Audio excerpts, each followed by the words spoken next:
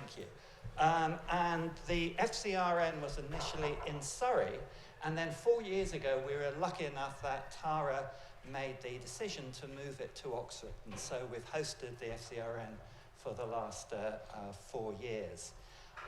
We're going to have a couple of talks followed by a panel session, and I think what Tara and the FCRN want to get out of this afternoon is, first of all, an interesting discussion about some of the food system challenges ahead, and also some ideas about what FCRN might do in its second decade.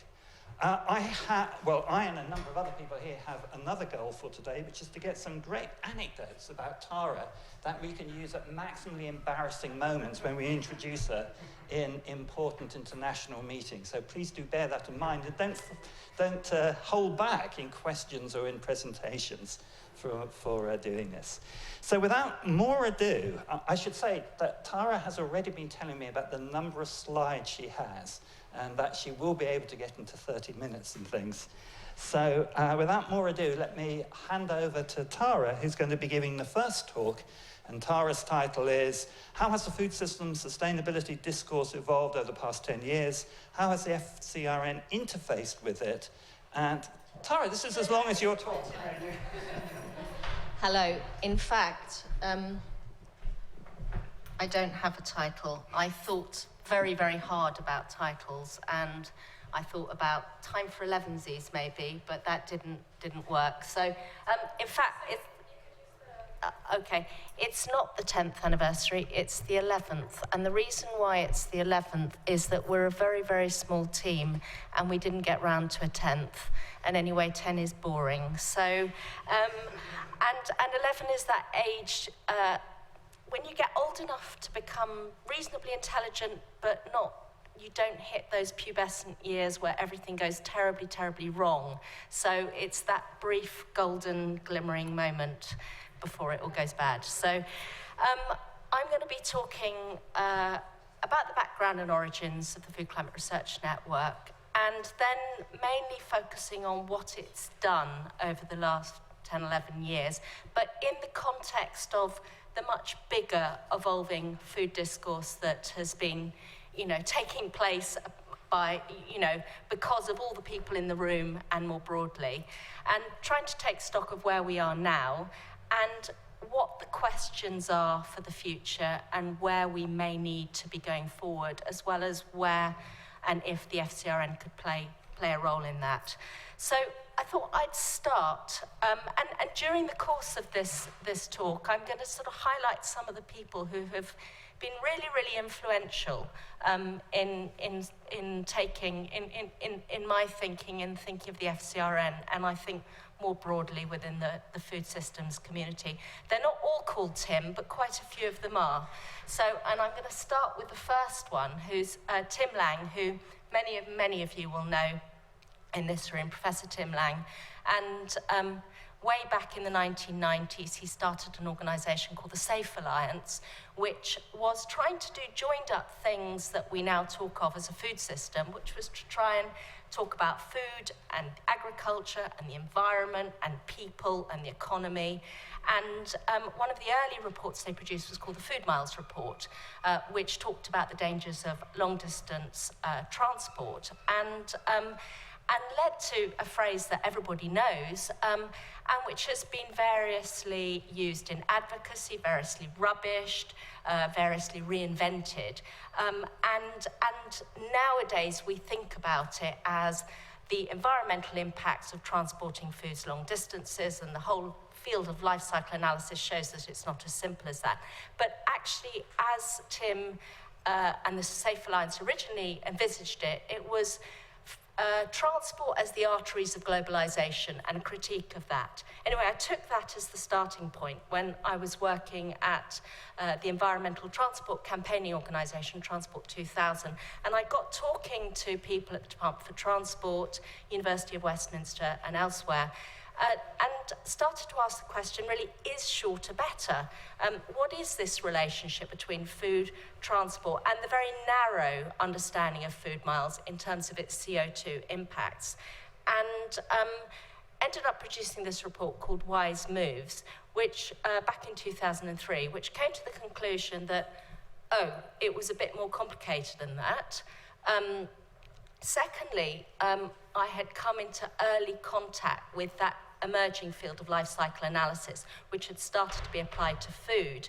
And this was really revelatory, the idea that food has impacts along its whole life cycle, which is so obvious now, but which was very new at the time. And I had this idea that, wouldn't it be a wonderful idea if we got people together to look at how the food system contributes to greenhouse gas emissions and how we can reduce them? And that was incredibly naive, and I had no idea how kind of politicized and contested the food space was. And in fact, I talk about greenhouse gas emissions. At that time, I'd only really heard of carbon dioxide. So originally, we set up the Lower Carbon Food Research Network. And because of the connection with transport, it was funded by the EPSRC, and I was put in contact with the University of Surrey, and we put together a proposal. And very soon that network turned into the Food Climate Research Network to reflect the fact that, yes, you have to start thinking about things like nitrous oxide and methane and so forth. And I'm mentioning Tim Jackson, who will come out later in this discussion as another very, very influential figure who was the PI on the project and also my PhD student, supervisor, and I was the world's worst PhD student. As it was originally conceived, this was the blurb, an interdisciplinary, well, you can read it. And I dug that out a few, while I was planning this presentation, and then I looked at the blurb that we've got today, and in fact, it's really similar. A few things have changed. There's perhaps a focus not just on interdisciplinarity, but also a more international dimension to reflect that fact that food is, you can't really talk about food in the UK context, even if you're just talking about the UK. And that although its focus is still on climate change, it is within a broader understanding of environmental and other aspects of sustainability, and how we've really tried to focus on being brokers of knowledge and impartial. And I think that's become more and more important as we've evolved. So that's the blurb today, and it's, as I say, it's the apple hasn't fallen very far from the original parent tree. So who are we? Well, we're really small, 2.2 full-time equivalent staff. Myself, John Jackson, who manages the website, and Marie Pearson, my colleague. And we're actually just advertising for a new post today. But we also have this team of really, really helpful volunteers and interns, most of whom are called Sarah, but not all of them, and who have made today possible. So thank you very much indeed. We have an advisory group of various august people, many of whom are in the room, and which you can read at your leisure, and some very, very generous funders who, some of whom have given large donations, some of whom have just given £500 or £1,000, all of whom have put their faith in the Food Climate Research Network, but who do not bias or dictate its work or the conclusions that it forms. So here's a big thank you. So what do we do? Three things, really. One is we do our own research and research framing on difficult or emerging areas of concern. It takes a very synthetic approach to try and look at how insights and understandings from different disciplines fit together. So, once you mix them all up, what sort of cake do you make out of it? We communicate the work of others, and we link people and promote dialogues. And all the time, I think the focus is on trying to look at food in the round and on looking at how things appear from different sectoral, disciplinary, or geographical perspectives. So that's our goal. And we do it, with mixed success. I think I'm going to focus mostly on the research and the research framing and how that's evolved on time to reflect some of the work that's also been taking place more broadly. So I've structured it into, I guess, 3 questions. The first question being, right at the very beginning, what we were doing was looking at how the food system contributes to greenhouse gas emissions and how we can reduce them. And so this led to a series of reports focusing variously on meat and dairy products, on alcohol, on fruit and vegetables, and also on one technology, food refrigeration. And I mention these because it's one way of looking at, taking a food group and looking at how it contributes to emissions. But I think it's also worth mentioning that, that work came to the conclusion that the meat and dairy issue was really, really significant and really needed to be looked at. But it's important not to forget that life and food and sustainability is about a lot more than just meat and dairy products. So, we have to remember that. And the work on food refrigeration was trying to look at how, not just at the technology, but how technology and technological developments interface with the creation of habits and norms and dietary patterns, creating what you might call technological lock-in, so that our future direction is predicated on the existence of that technology, and how we can't really look at technology and consumption and norms in isolation from one another.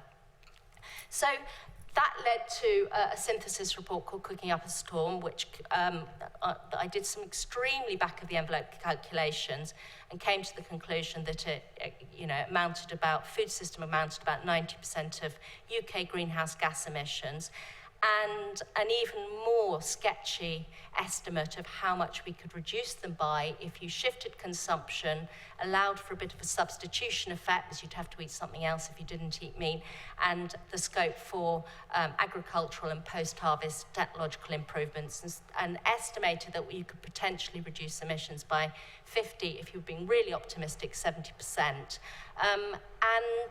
And then WWF and I, we got together and we looked at, and this was Richard Perkins at WWF, and commissioned a piece of work from Cranfield. And here I mention Adrian Williams, whose work has also been so hugely influential, because he is the king of life cycle analysis assessment, and he was a core part of this How Low Can We Go team.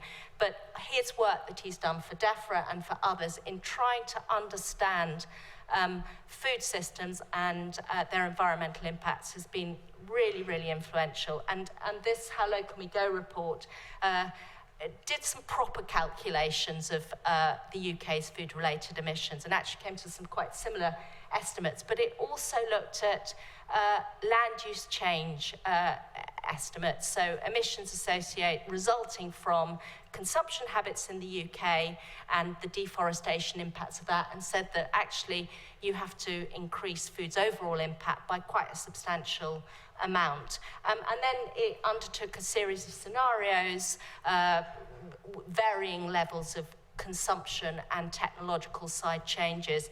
And really what that piece of work showed was that, yeah, you really do have to start thinking about consumption if we are going to achieve substantial reductions in emissions.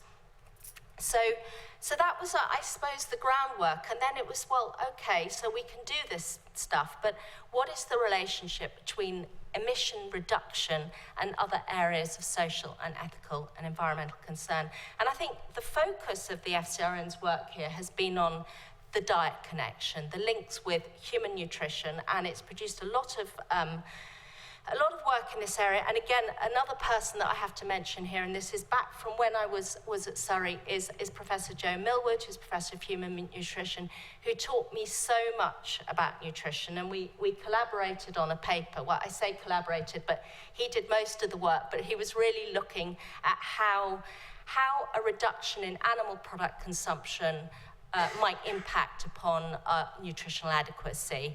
And I guess the conclusion we came to is that you can be okay, but you have to take care. And I think that's probably the conclusion with all dietary changes, that you can be okay, but you have to take care. But so he taught me masses, and since then I've done quite a bit of work which was trying to explore the relationship between environmental sustainability, but actually more specifically greenhouse gas emissions, and a reduction and nutrition. And one of the papers produced was this working paper called What is a Sustainable Healthy Diet, which, because it has the world's most obvious and boring title, seemed to have attracted a vast number of web hits and downloads. So that's been perhaps the FCRN's most popular read, not quite Harry Potter levels, but it has been quite popular.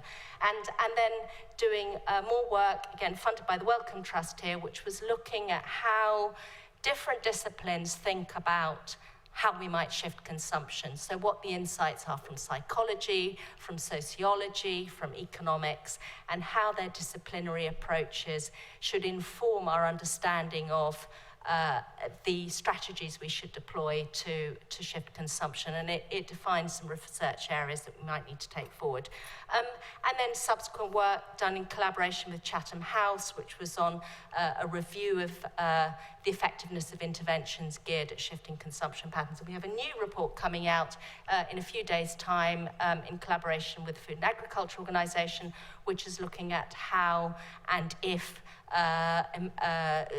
national governments are starting to incorporate sustainability into their dietary advice. So, yeah, it's really important to emphasise that this link with environment and diet and the planet is really not new. It's been knocking around for ages and ages, since at least the 1970s, but in fact way before that. And that the academic sector is by no means pioneering in this, because I think here it's important to emphasise the work of civil society, who have a knack of looking at the issues that need to be thought about, that need to be worked on. And they may not always get it right, but they're always keeping the boundary, they're keeping things pushing, they're keeping the conversation going. And so I'm just trying to emphasise how much work there's been by civil society, but also the volumes and volumes and volumes of academic studies that have variously explored this diet, nutrition, environment connection, more still. And it's led to some very slowly evolving policy on sustainability, diets and dietary guidelines. And here, just to flag up some of the work of Mike Hamm, who is in the room, and who was Professor Mike Hamm, who is one of the advisors for the US Dietary Guidelines Advisory Committee, which was trying to which ended up recommending the incorporation of sustainability into the US dietary guidelines.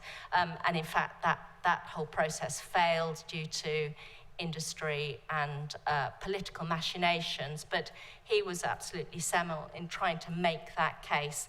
And Ellen Roos, who will be speaking by Skype a bit later, whose work has been very influential in informing the recent Swedish dietary guidelines, which have started now to incorporate sustainability advice. Life's not just about nutrition. Animal welfare has also been a really, really important part of the FCRN's work and is informed. So we've produced various papers on this in collaboration with Ellen, and also in collaboration with people at Oxford, work on sustainable intensification, of which more later.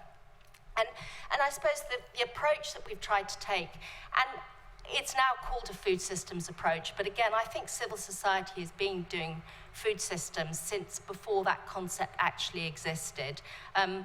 I think the first time I sort of put a really explicit name of it was when I was doing this work on China, which was trying to look at how China's food system is evolving and what the challenges are for the future. And again, I'm just trying to flag up all the work that other people have been doing over the years. John Ingram, who heads the Food Systems Group at the Environmental Change Institute.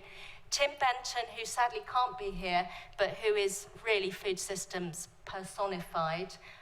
Corinna Hawkes, who's in the room, who's been looking very much at trade and the environment and globalization and how that influences nutrition policy. Again, taking the systemic socioeconomic approach.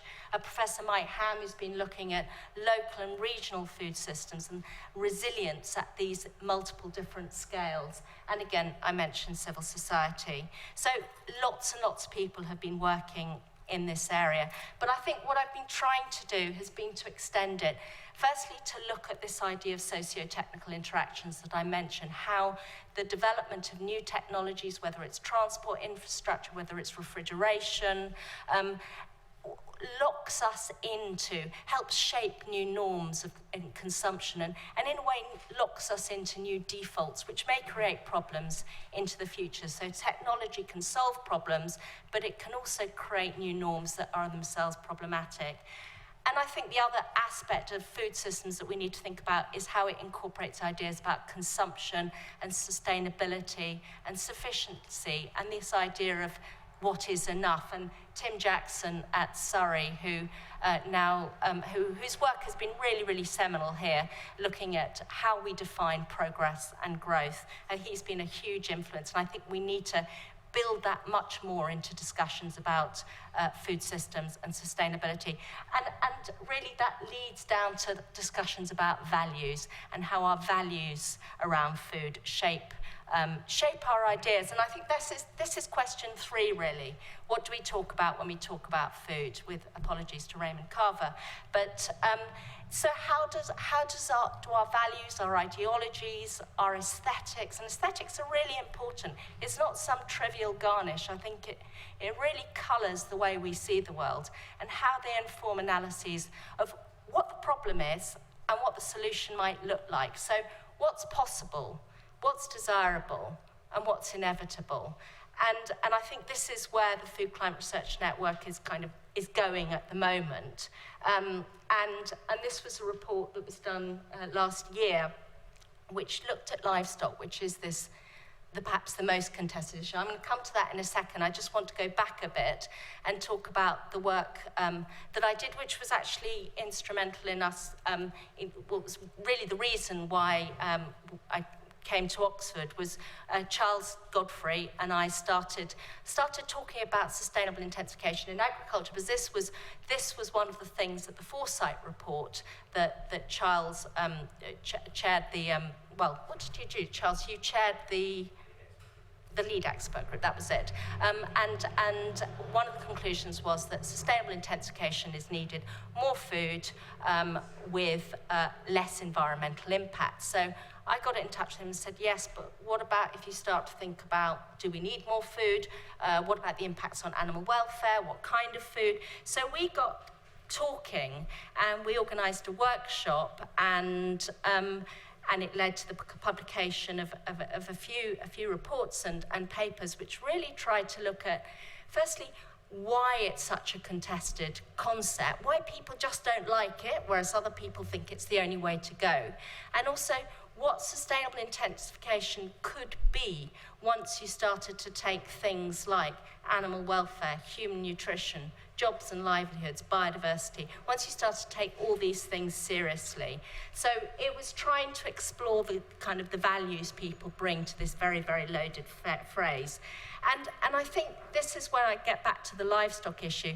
Perhaps there's nothing that is more, gets people going and arguing than the idea about the role of livestock in a sustainable food future. And so this led to this report called Gut Feelings, which produced these very, very simplistic scenarios of ways forward for the role of livestock. So sort of starting in the bottom right, the future is white, the future is chicken scenario. There's nothing more efficient than a battery chicken, very high feed conversion efficiencies, little space to move around and waste energy and, flapping around.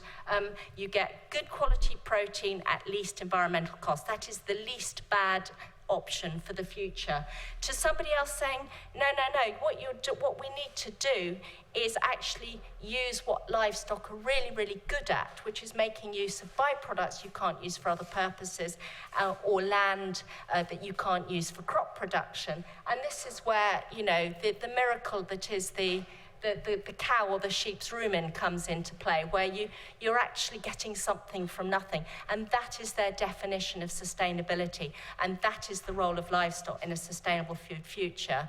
And then you get the top right, where you have, I see the point of the chicken scenario, but why don't we bypass the chicken and move straight to in vitro? We can't do anything about addressing demand, so let's go down the techno route and give people what they want at very low environmental cost. And the technology's there, and the technology's developing, and that's the way forward. And then there's a final fourth scenario, which is actually we need to be going for a plant-based future because there's nothing more inefficient than passing food through an animal before you actually eat the food yourself. And if you go for a plant-based future, you're addressing health and environmental issues all in one elegant fashion. So I'm not, in these scenarios that I kind of put together, they all went wrong because, generally speaking, everything does go wrong.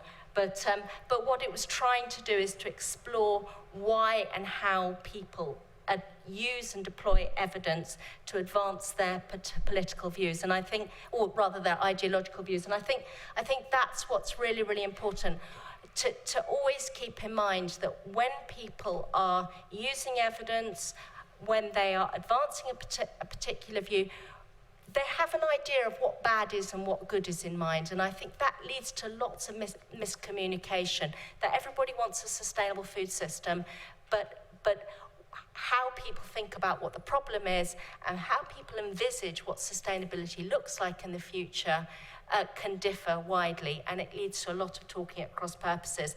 And I think that's particularly true in the use of words such as sustainable intensification, but also in the use of words such as environmental efficiency. We hear a lot about the fact that our environmental systems need to become more efficient. But what does efficiency mean? And whenever I hear that word, I'm reminded of a modest proposal, which many of you will have read, by Jonathan Swift, who was writing back in the 18th century, who wrote this really blistering satire. It was at the time of the famine in Ireland, and he recommended that why don't the Irish fatten up their babies and feed them to rich English people, lovely tender meat, solves the population crisis in Ireland, solves the poverty crisis, job done. Nothing more efficient than that, really. But obviously, some people in the room might have some problems with that. But I mean, I think sometimes the feelings around the word efficiency carries the same negative connotations. So this was a piece of work that Ellen Roos at Sweden and Professor Dave Little at Stirling and I, we wrote, which was trying to look at what the idea of efficiency is when you think about the multiple inputs to the food system and the legitimacy of using different inputs, what outputs you want from the food system. Is it just food? Is it better food? Is it nutritious food? Is it ecosystem services? Is it good welfare? Is it jobs? And how we think about the impacts from the system and how we weight and prioritize among the different outputs and impacts of the system. So that leads to different definitions of what we mean by efficiency. And again, it's this idea that we need to know what we're talking about so that we don't talk at cross purposes. So taking stock, where have we got to? Just to kind of, I think, to summarize that how we started out was to try and look at how the food system contributes to greenhouse gas emissions and how we can reduce them, emphasizing both production and consumption side changes. Then looking at the interactions with other areas of social, ethical, environmental concern. And I would say that the nutrition connection has been really well explored, the nutrition greenhouse gas connection particularly, but other dimensions of sustainability have received far less attention, particularly the economic and developmental aspects and other aspects of environmental sustainability. I think we're starting to think about how the values that we bring to the food debate inform our understanding and our ideas about where we should go forward. And I think, but that's much, much less explored. But I think where we need to move on to is how we can bridge differences and how we can collaborate for change. And of course, if we can, and if we can't, if there are simply really, really fundamental disagreements, what do we do? And I don't have the answer to that, but I think we do need to keep talking, understanding, and being really honest about our prejudices and our values and our aspirations.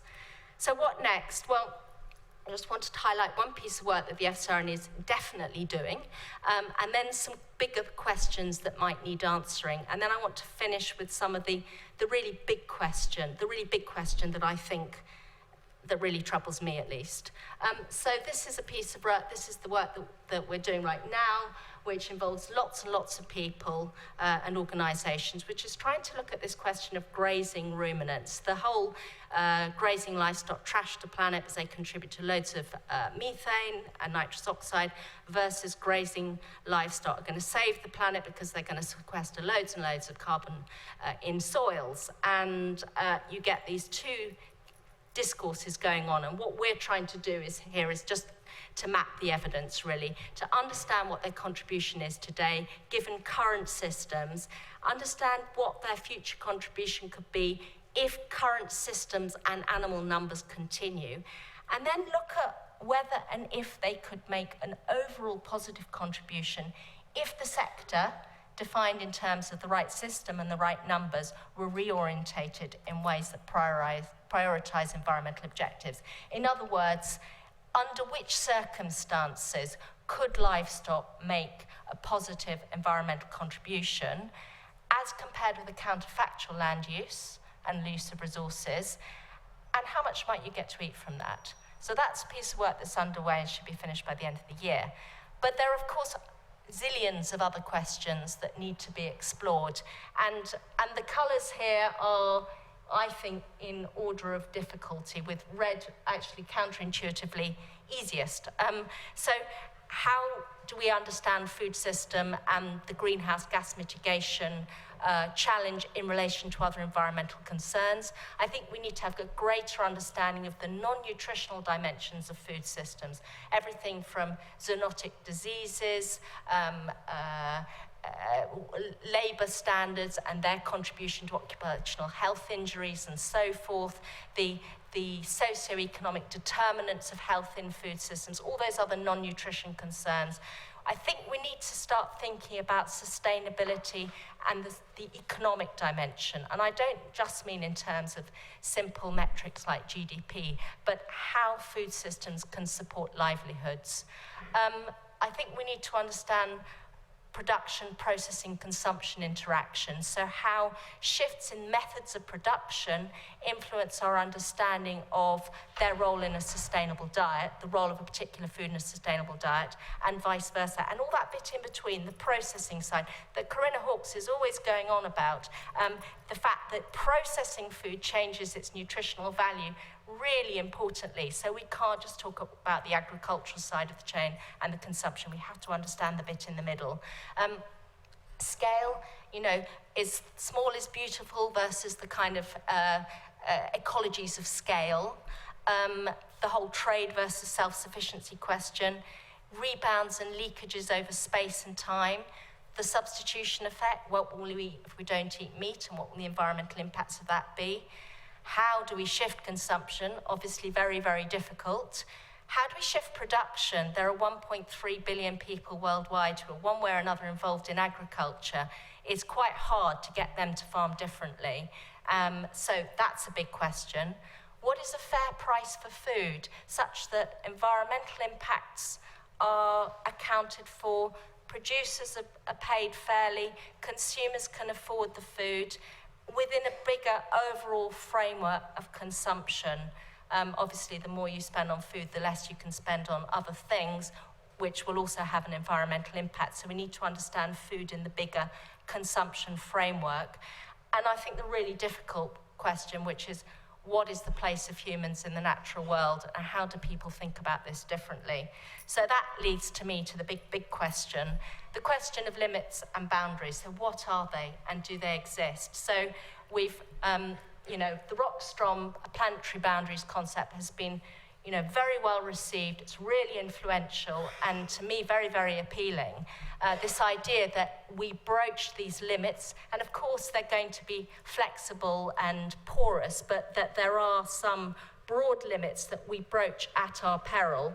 And then there's the work of Kate Rayworth and Oxfam, which was looking at the kind of the donut boundaries, the idea that, yes, we have these planetary boundaries, but we also have human needs, and we need to live within that ring, the safe and just operating space for humanity. But then I'm a big fan of Doctor Who, and the thing about the TARDIS is that it's bigger on the inside than it is on the outside.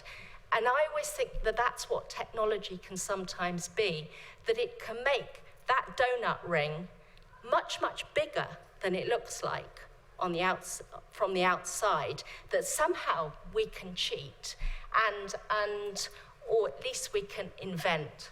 And this was the work of this, the Eco-Modernist Manifesto, which really argued that, in fact, everything's getting better and we can solve it, and job done, really. Let's just carry on. And I don't know. And I suppose the other thing that's been happening recently has this been the massive growth in e-cigarettes, which, you know, that advert there, to me, is wrong on so many counts, but I'm fully aware that that reflects my prejudices as much as anything else, that if we can find a solution to the problem of tobacco and all the illnesses that causes, and if people make money in the process, if we can have our pleasure and without cost, isn't that okay? So different people have different views on that. There's the contraceptive pill, which most people accept has been a great boon for humanity. Again, this is a technology that we now need and rely on, but that other people have really criticised as being somehow immoral. And I think that's the thing about food.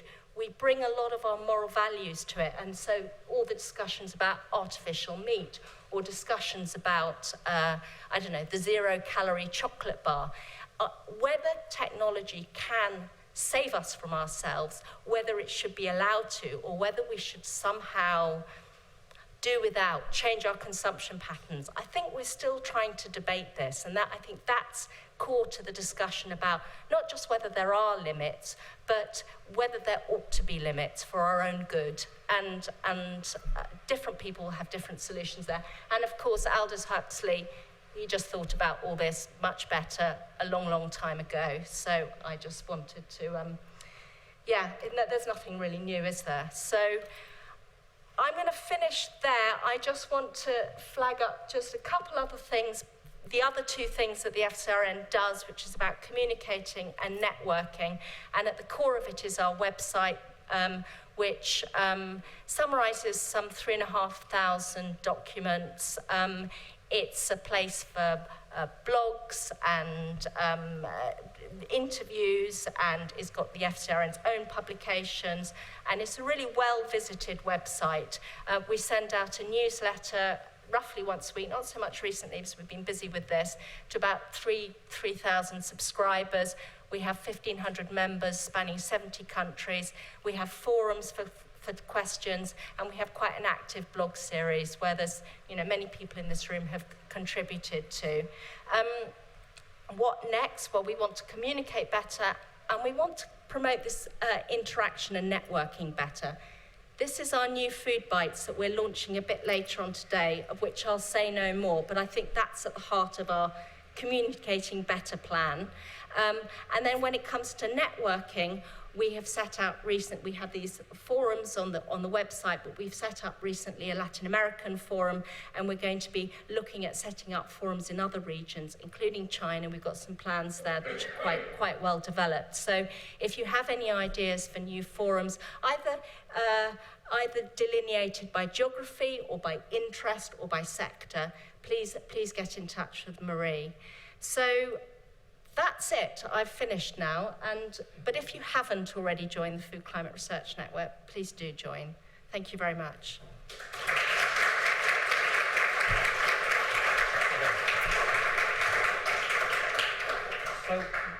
we only have time for two very quick questions.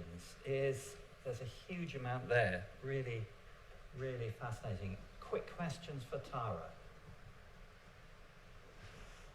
Tara, not for the first time, you've silenced everyone. Dan. Do you want to just say your name as well, so everyone knows? So Dan from the Food Ethics Council. Firstly, very quickly, congratulations to FCRN and Tara and the team on 11 years of amazing work. I guess my question is, what's the most surprising thing you've learned in that period, in that 11-year period? Oh, the most surprising thing I've learned. That's very interesting. I've never seen Tara lost for words before. I think perhaps the most surprising thing I've learned is that that the focus on food that I started with is a very small part of a much, much, much bigger set of questions, and that although food is overwhelmingly important to everybody in this room, sometimes we need to knock it down to size and try and think a bit bigger than food. See food as part of something rather than the thing in our face. Thanks. One question there, and I'm afraid we're going to stop. Thanks. Oh, is that on?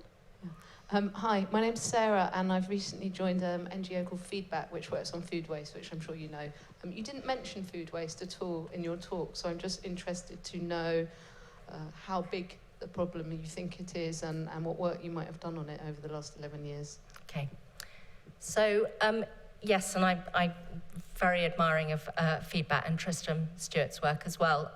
So food waste is obviously a massively important issue, and everyone in the room knows the figures of some 30 to 50% of food produced is lost or wasted along its whole supply chain. I think it is really important, and nobody could possibly object to the need to reduce food waste. I think the only things that I would say are that because it is the acceptable face of behaviour change and nobody can possibly object to it, that people, when they start talking about shifting consumption, kind of zoom in on food waste as the easy thing to do, and the addressing dietary patterns as the less easy thing to do that they're going to shelve for now. So that's one thing I'll say, and I know that that is certainly not Feedback's approach to the whole thing. And I think the second thing I would say is that we have to think of rebounds and leakages effects, so that one of the arguments that people make to reduce food waste is that it's a recessive way. Well, one of the advantages of reducing food waste is that you save money, whether you're a business or whether you're an individual, and that's what I'm saying about how you need to take a broader non-food perspective, because if I save my money on my food, it means I can buy a new iPod, I can buy a new holiday, whatever it might be, all of which will incur an energy cost. So I think, again, we need to think about waste in the context of consumption and whether there are limits to that. Thanks very much. We're going to move on. I would like to say one thing, two of the really many things that Tara has brought to Oxford is, first, as you'll have seen from her talk, her fabulous holistic grasp of the food system. And secondly, and you brought it out very well in your talk, that there's certainly a tendency for us in academia to think we invent everything. And Tara has been tremendous about pointing out quite the huge amount of work civil society has done in this area, which is very valuable for us to be reminded. Tara, many thanks indeed, and let's give Tara another round of applause.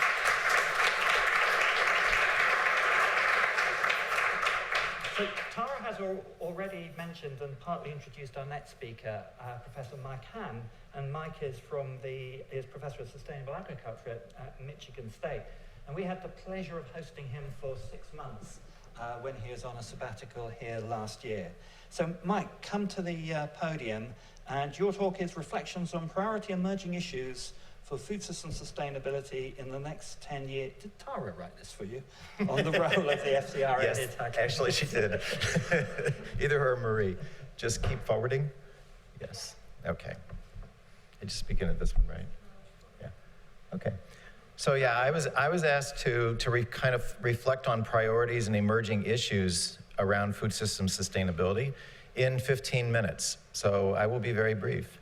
One of the ironies, though, the quadrant of meat consumption, I'm pretty struck by that. I remember that from your report.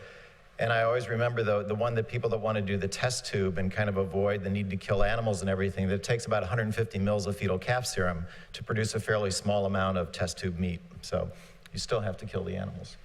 So at any rate, so let me start a little bit by talking about sustainability in the food system. And I think one of the things to remember is, and this is probably in an ironic way, great news for those who want to see employment for their offspring and their offspring, et cetera, is that this is the very definition of a wicked problem, which by definition, there's no stopping rule for it.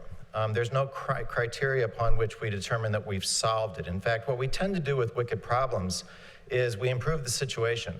And so I think that a lot of what we're faced with around sustainability in the food system is saying to ourselves is, how do we improve the situation pretty rapidly over a pretty short period of time, keeping in track all the various issues that are layered on top of the food system? I'm struck with this when I first went to MSU back in '03. I did a number of focus groups with farmers around the state. Most of whom were very traditional farmers, including a group that were doing beet sugar in the Thumb area. And we asked them all a common question, which is, what was sustainability to them? And one beet sugar farmer, I thought, had one of the better answers for it, which was that he thought that sustainability was doing it better than the previous generation. So he farmed beet sugars now with fewer inputs, less fertilizer, less pesticides, and got about 2 or 3 times the production per acre than his dad did. And he was quite certain that when one of his sons took over the farm, that he would do it better than him. And that's not a bad starting point, but the main point is that we're trying to improve the situation. With new information comes new opportunities and new challenges. And so with that, I'm going to put this one back up because I'm quite struck with Karen Rayworth's work and this whole notion of a safe and just operating space.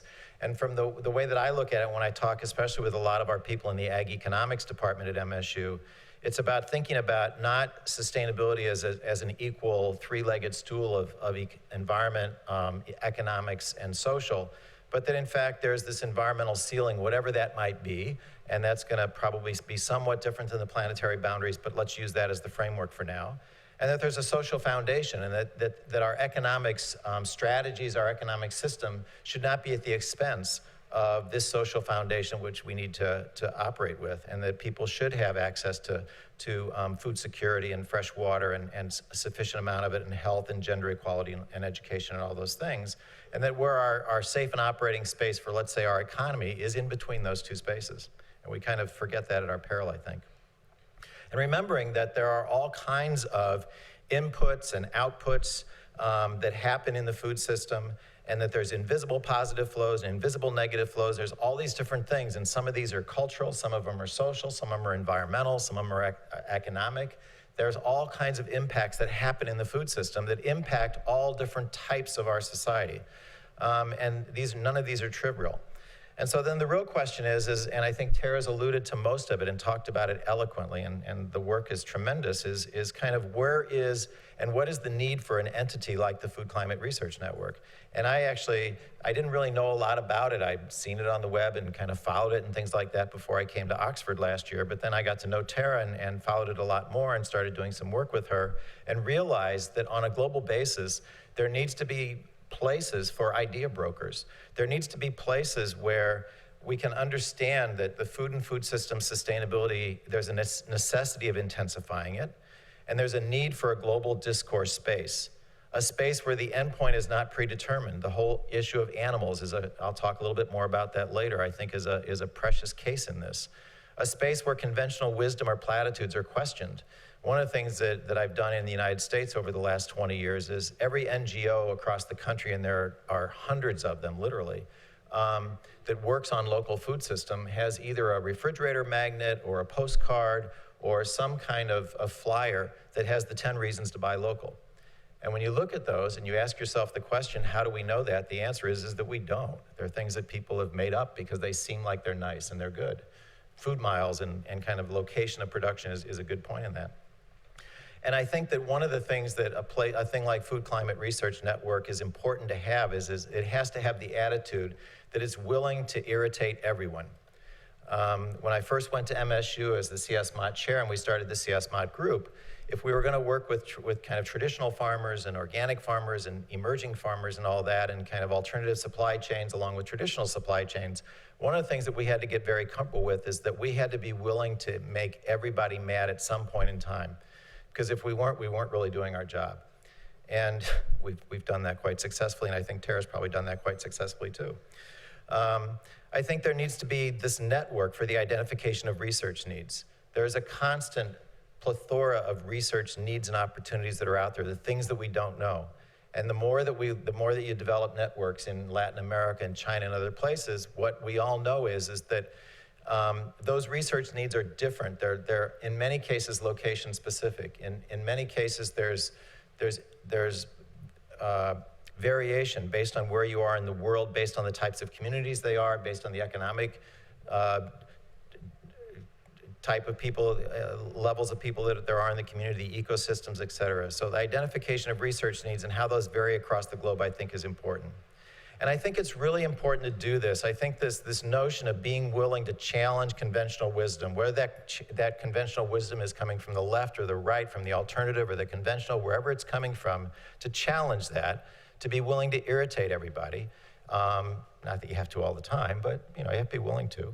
And because I think it's really important that we not 10 or 20 years from now say, oops. And there's things, we always get things wrong. We're human. The joke that I always tell to my ag economist friends is that economists get better and better at predicting the past. And we are imperfect. We won't be able to predict the future. We're going to make mistakes. But I think the challenge and one of the roles that FCRN can play is to ask the question, how do we maintain multiple options for the future? Uncertainty about the future is not so much the danger of uncertainty, it's the danger of constraining our options so that when that uncertainty arises, we have multiple ways we can go to kind of limit the damage. And so there's a number of emerging and continuing issues. None of these are going to be a surprise to any of you, I don't think. I think one of the biggest ones that we tend to ignore a lot is urbanization.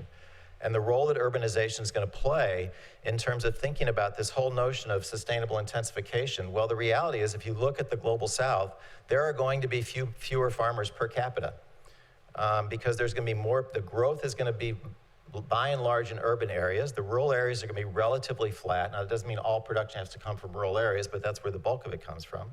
So urbanization and food security, in fact, is going to be a major issue moving forward in the 21st century. Dietary patterns, calories, and animals, which has been alluded to. Climate change and food production. I think that's one of the things when we talk about maintaining options for the future, we oftentimes forget that 20 or 30 years from now, what a given location is going to be able to do is going to be very different from what it is right now. I mean, the most extreme case, which was reported in The Guardian and elsewhere in the last few days, is that 5 islands in the Pacific Ocean are disappearing. So for that, there's not a lot of options. But in many places, I mean, in the United States, right now we have this broad swath of wheat production in the Midwest that runs from Texas all the way up to Canada. And in 20 or 30 years, Texas probably won't be producing wheat because it's going to be too hot. And that belt of wheat production is going to move further and further north into Canada and out of the United States over the rest of this century. So what that's going to do to locales and their options for food production, where they're going to get food from, remains to be seen. Production practices and intensification. Water quality and quantity. I think none of us would argue that water quality and quantity could be, in fact, one of the major issues of the 21st century. And again, that's going to be very location specific, and it's also going to be global. Now, I happen to live in Michigan, which is surrounded by 4 Great Lakes, and the 5 Great Lakes have 18% of the world's fresh water. And the climate projections for us is that we're going to get about the same amount of rain. We'll have slightly higher temperatures, but about the same amount of rain. So Michigan is probably going to be one of the places to be in the United States. We're going to have water and we're going to have more heat index. But water quality and quantity is a big one. The global distribution of resources. Do we continue to have such a maldistribution of resources around the globe and ensure that more and more people are food insecure as more and more people go into urban areas? And if we have greater and greater numbers of 18 to 35-year-old people concentrated in urban areas who are unemployed and food insecure, what does that say for the safety of the globe and the security of the globe? Production locales. local production has gotten kind of a bad rap in many ways and a good rap in other ways over the last couple decades. But one of the ways that I've started thinking about it in the last 10 years is to think about, again, maintaining options. And do we have greater options by having production being particular things being concentrated in fairly small areas where, food waste, take that out for a second, where climate change may say down the road we can't produce it there, and we don't have it being produced in other areas, so oops, where does it get produced? Where do we get those foods from? And then food waste. So all of those, I think, are emerging and continuing issues that I think many of these are overlaid. Urbanization, I think, is going to overlay a lot of it. Climate change overlays a lot of it. Water quality and water quantity overlays a lot of it. How those play out in local, specific areas around the globe is critical. And so urbanization, I think, is one that we need to give more credit, more credence to. There's many people that are, but I think we often tend to leave it off of our radar screen of where people are moving to, and as those 2 more billion people are in the world, where are they going to be? So we're going to move from, 28 cities with over 10 million to 41 cities. We're going to move to about 700 cities with over 500,000, another 500 or so with over 1 million, with 500,000 to 1 million. People are being more and more concentrated in urban areas. And that means supply chain logistics to get food to them. It means greater numbers of people being concentrated in smaller areas. That, in some ways, may make it easier, and in some ways make it harder to think about sustainable food supplies that enhance food security for everyone. A very, very major area of research and activity. Dietary patterns in animals. We raised sheep for about 10 years. Those are a couple lambs soon after they were born. This is one, and Tara's alluded to it with the research project they're going to be doing. But I think there's a couple aspects of this. In the United States, we consume right now about 28 kilograms of beef per year per person. Well, what if that, as population goes up by another 70 or 80 million people in the United States, if that stays constant, we need another 500 million kilograms of beef by 2020 and 2.2 billion by 2050. If it stays, the production stays constant, then consumption naturally starts to go down. So the bottom line is that if we're going to maintain this kind of beef culture that we have, it means a lot more cows on the landscape. And if we keep it, even if we keep it constant, it means still a fairly high consumption. And that all happens in the case of, in this case, in the United States, we have this little underground aquifer called the Ogallala that some of you've probably heard of. It's about 450,000 square kilometers. It's a very large area. It produces a large amount of corn and soybeans in the northern part and cotton in the south. And the best guess is that most of that will not be producing in 20 years because the water's going to be drained. And all that's going to go back to shortgrass prairie. And we're not going to be producing beef. About 15 years ago, an undergrad and I did a project looking at, in 2030, how much less beef will be produced because the corn and soybeans is gone. And it's about 6 pounds per capita in the United States. So that right there starts to cut production dramatically. So these things are going to intensify.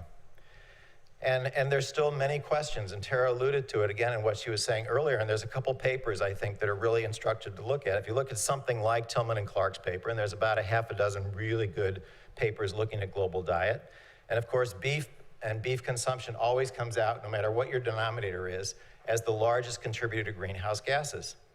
But then a colleague of mine, Jason Roundtree, in animal sciences and a number of others around the country in the United States, looked at modeling out various types of pasture-based systems for beef production.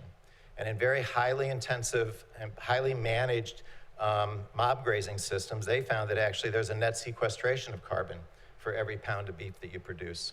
So again, the reality is probably somewhere in between there, and kind of getting a really good handle on what the role of ruminants are on the landscape and how it can manage different types of land is probably pretty important. It's pretty important in the context of a place like the Mississippi Basin, where right now we have this huge amount of sediment and phosphorus flow down to the Mississippi Basin Delta to the Gulf of Mexico, producing the dead zone. And some research out of Iowa State's shown that if you take the right 10% of land out of row crop production and put it in permanent cover, you reduce the sediment flow and the phosphorus flow by about 80 or 85%. Well, if you take that right 10% out and put it in a permanent cover, do we not use that land for anything? Do we use it for ruminant production? Do we use it for cellulosic biofuel production? What do we do with that landscape, with that land? Because 10% of the Mississippi Basin is a lot of land that right now is in corn and soybean production and some wheat. So there's big questions there. The other big question, I think, that is going to be getting more and more play, and that I think a lot of the people in the sustainable food realm are not playing enough of a role in it, and that is production locales, especially in relationship to urbanization. Because there's a lot of work going on right now. In a place like Michigan, we're seasonally challenged. The green spot for all these different vegetables is when we can actually grow them outdoors. It's a fairly small part of the year. But we can grow them indoors with these kind of systems, unheated hoop houses that use no fossil fuels, and we can grow a lot of things, and that's Michigan in January, and those are things growing inside there in January. Okay? And so what do we do? Well, there's different ideas out there.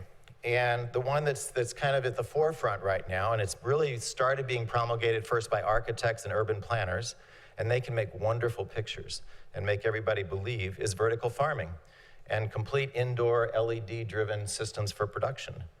And the reality is when you start to look at these systems, and they sound like a good idea, we're gonna have more and more people in urban areas, let's grow the food in those urban areas where people are, we don't have to move it around, we can have it right where people are, it's gonna be fresh, it's gonna be nutritious, there's no food miles basically to talk about, et cetera, et cetera.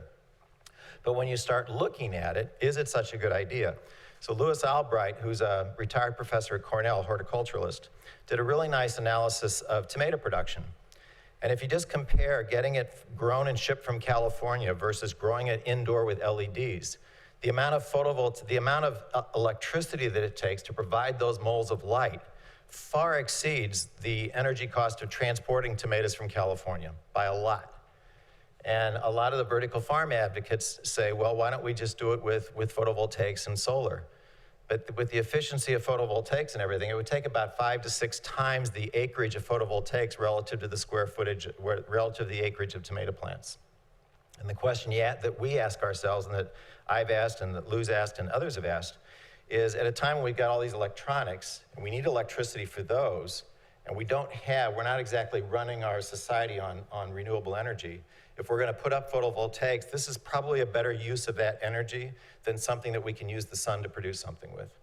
So at any rate, so the point of that is that there are different types of technologies that we can put into play to produce a lot of these fruits and vegetables, bring them closer to home, disperse production around the countryside.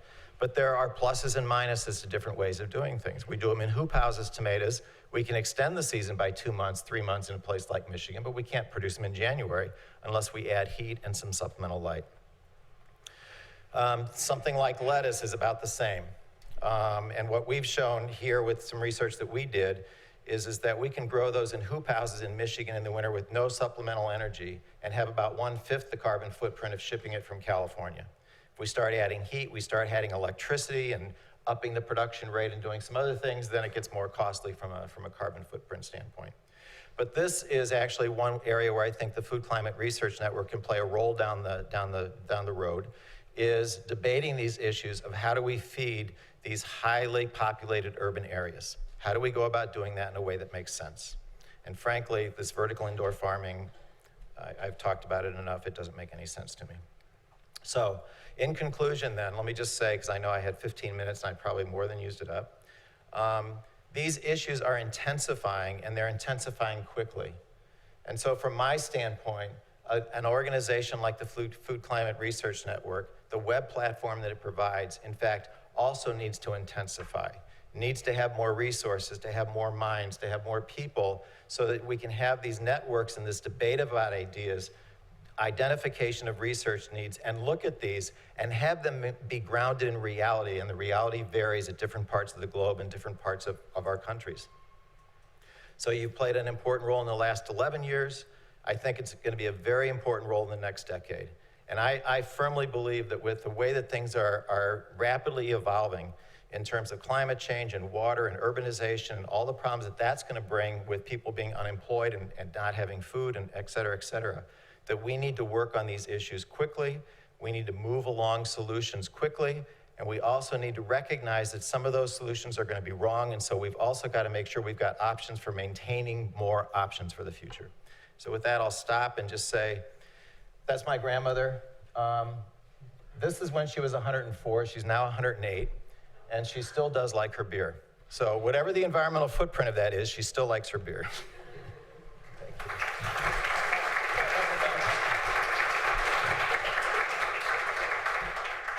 Thanks, Mike. That was really great. We have time for a couple of questions for Mike. And again, if you say your name first. One there and then one at the back.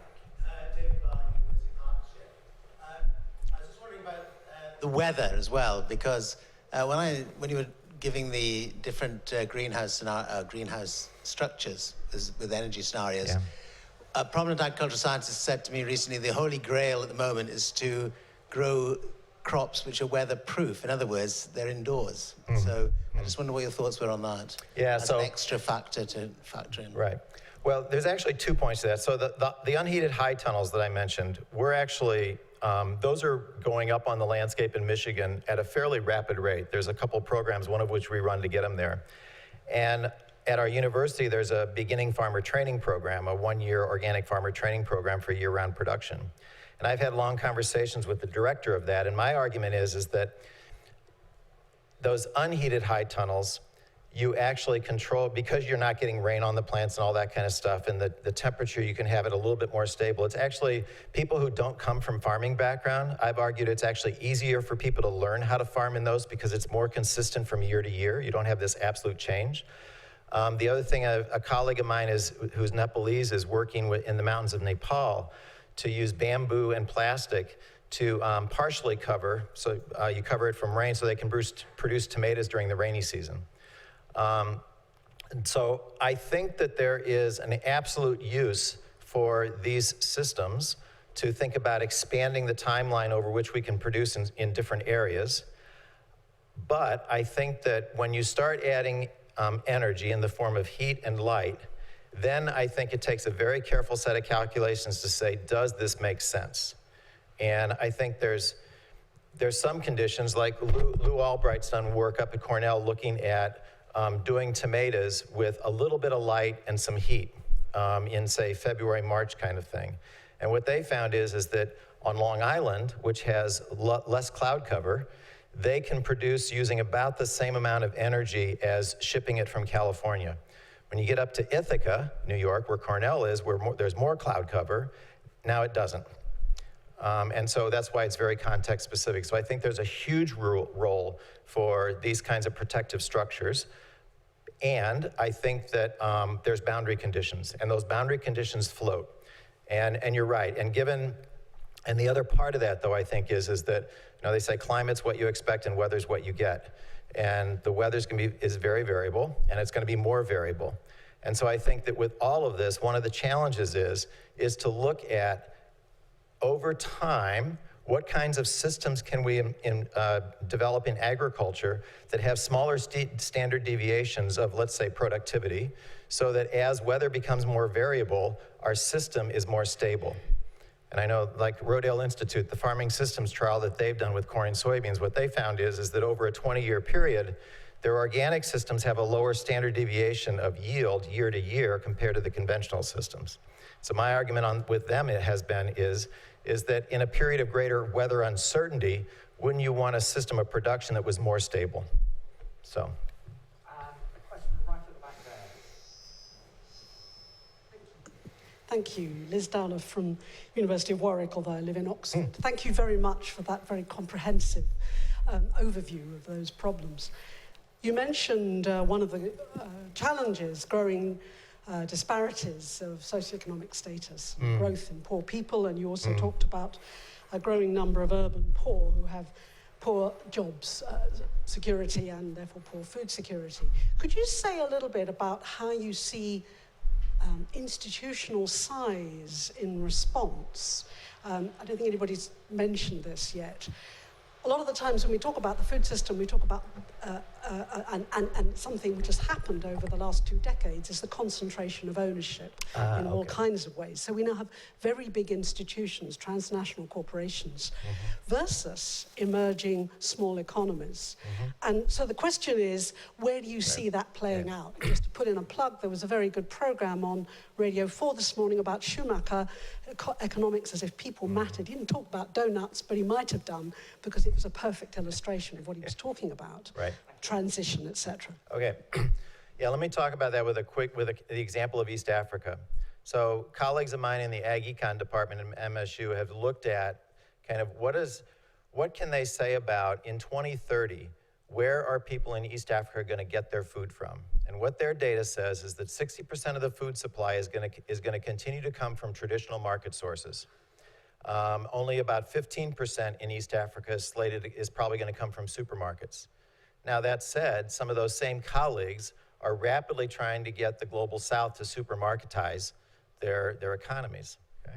So what we're doing in that case is saying, if most of the food is going to be procured from traditional markets, and there's going to be more people in urban areas dependent on those traditional markets, and we can imagine that the lower part of the economic strata are even going to be more dependent on those markets, wouldn't we want to think about ways that with that kind of community-driven appropriate technology can improve the production and the supply chain and the livelihoods of the people that sell in those markets, so that you in fact have developed strategies to improve livelihood and improve opportunities for entrepreneurship and things like that, so that more people are engaged and more people have access to food.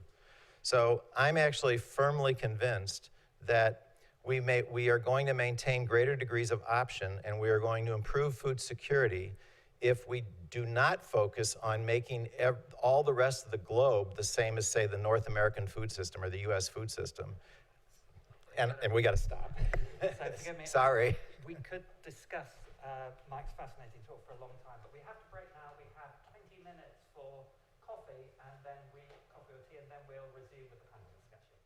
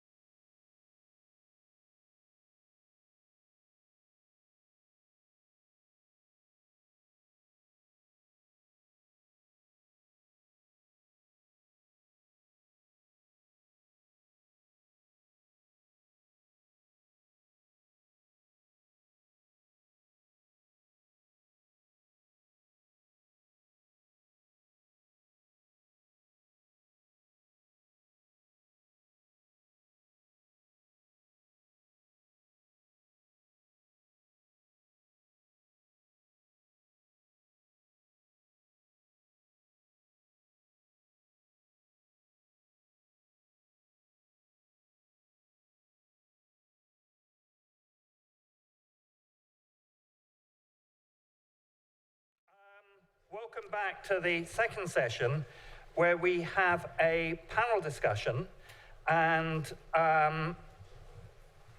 each member of the panel, who I'll introduce in a second, are going to speak for 5 minutes. Now, both Tara and Marie have sort of said we have to be really strict on the 5 minutes, so I will be timing you on my iPhone.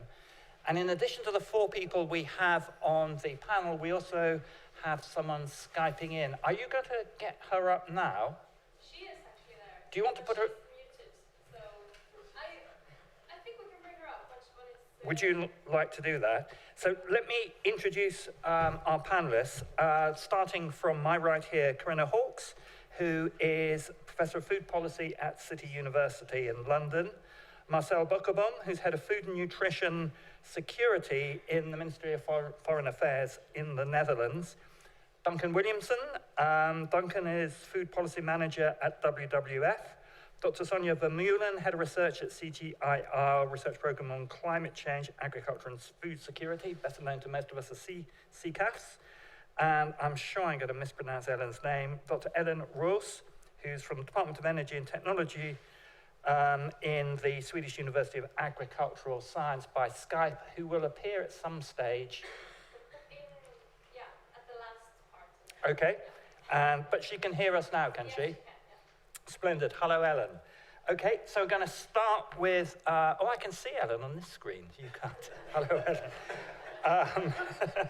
Corinna, your 5 minutes. Should I stay here? Or? Whatever you like. I prefer to stand up normally, so I'll just... Let me get that to you. Okay, so I've got 5 minutes. Thanks very much for the invitation to give 5 minutes of remarks, and thank you very much for Tara for 10 wonderful years of FCRN. In listening to the remarks this morning, it's quite easy to get quite scared by the prospect that we face. And you have this sort of image of this big world which is imploding in not the most pleasant way. And to cope with that, the way I cope with it, and I think the way that we as a community should cope with it more, is to start thinking more about people. I'm Professor of Food Policy, and I use the term people-centered food policy. The reason why that we care about the environment, that we care about sustainability, that we care about the food systems, is because people are affected by it. People have not enough to eat. They have poor diets. They have hopeless livelihoods and poor wages. They are affected by floods. Let's start with people and put people first and work backwards through the food system to try and solve our problems. So whatever that problem is that that person faces, that community faces, that country faces, start with that problem and then work backwards. And we need methodologies for that. But that you begin to find places throughout the food system where you can intervene. I came to this conclusion after working a lot on agriculture and a lot on nutrition. And finding that my colleagues in agriculture would say, let's produce more fruits and vegetables, problem solved. No, problem not solved. Because as Tara said, I'm slightly obsessed by the issue that food is transformed through the food system, and just because what is produced doesn't necessarily reach consumers in that way. But it has a broader application to thinking about putting people's problems first and focusing on that, because then we can begin to focus and not get lost in this huge problem that is the global food system. So first of all, people-centered food policy. Now, as soon as you start doing that, you're going to hit on the private sector. The food system is basically made up of the private sector. That is the reality of it. That's small-scale farmers, and it's huge, massive agribusiness transnational corporations. What we need is good private sector innovation. How do you get that? Well, I've only got 5 minutes. I believe in a framework of regulations to help guide innovation. But you can't just have regulations. I was in, and if anyone's tweeting, please don't tweet this. I was in the back of a taxi with a guy from Cargill the other day. It was brilliant. It was brilliant. Half an hour of just gaining the best kind of insights into how that company operates. As you know, it's a privately held company, so it's quite difficult to get insights about them. And he was just going about how he gets around all these regulations. There are poultry farms in the UK. They introduced this really annoying animal welfare regulation. This is how we get around it. It's bad for the chickens, and it was just brilliant stuff. Deeply depressing, of course, but I mean, I just got a lot of insights. My point is that his focus was on how to get around those regulations, because all the incentives are lined up wrong, and that comes back to the people-centred bit and working backwards out through the food system to line up those incentives, to have those frameworks of regulations which are going to encourage innovation, but also to create the kind of right incentive structures for the private sector. Of course, doing that, the private sector knows no boundaries. I mean, if you're a small farmer, I guess it does, but the big private sector, we still live in a world of countries. The role of the state is still fundamental in our human societies. But the private sector's kind of grown out beyond that, and in fact, a lot of the food systems is a global food system. And so when we start to talk about national boundaries, they are limited. When we start to talk about regulations at the national level, they are limited. But global food governance has simply not kept up with the way the food system is. So, you know, just classic example, FAO mainly deals with production, WHO mainly deals with health. That's a very obvious example. But we just need to have global food governance, which is better. Now, I don't have an instant answer to this. It's a really, really difficult problem. But we need to focus on that level in the context of the fact that it's people at the local area who are affected. So it's that linking that local back to the global. And we're not going to get any of this done if we don't educate the elites. We talk a lot about educating school kids, school gardens, totally brilliant idea. We need to do that. But it's not only the school kids and the mums and the dads and the caregivers that need to be educated. It's those policy elites. I talk to people in policy at all kinds of levels a lot. And often, they are more open than they might seem to be when, thank you, Charles, when they are exposed to different ideas. So I work in an educational institution. We have fantastic students. I see one here. Wonderful students, massively engaged. But we need to have those people who are not converted at these elite levels, who are actually more open than we might believe once they are exposed to really good food policy and food systems education. Thank you. Thanks very much.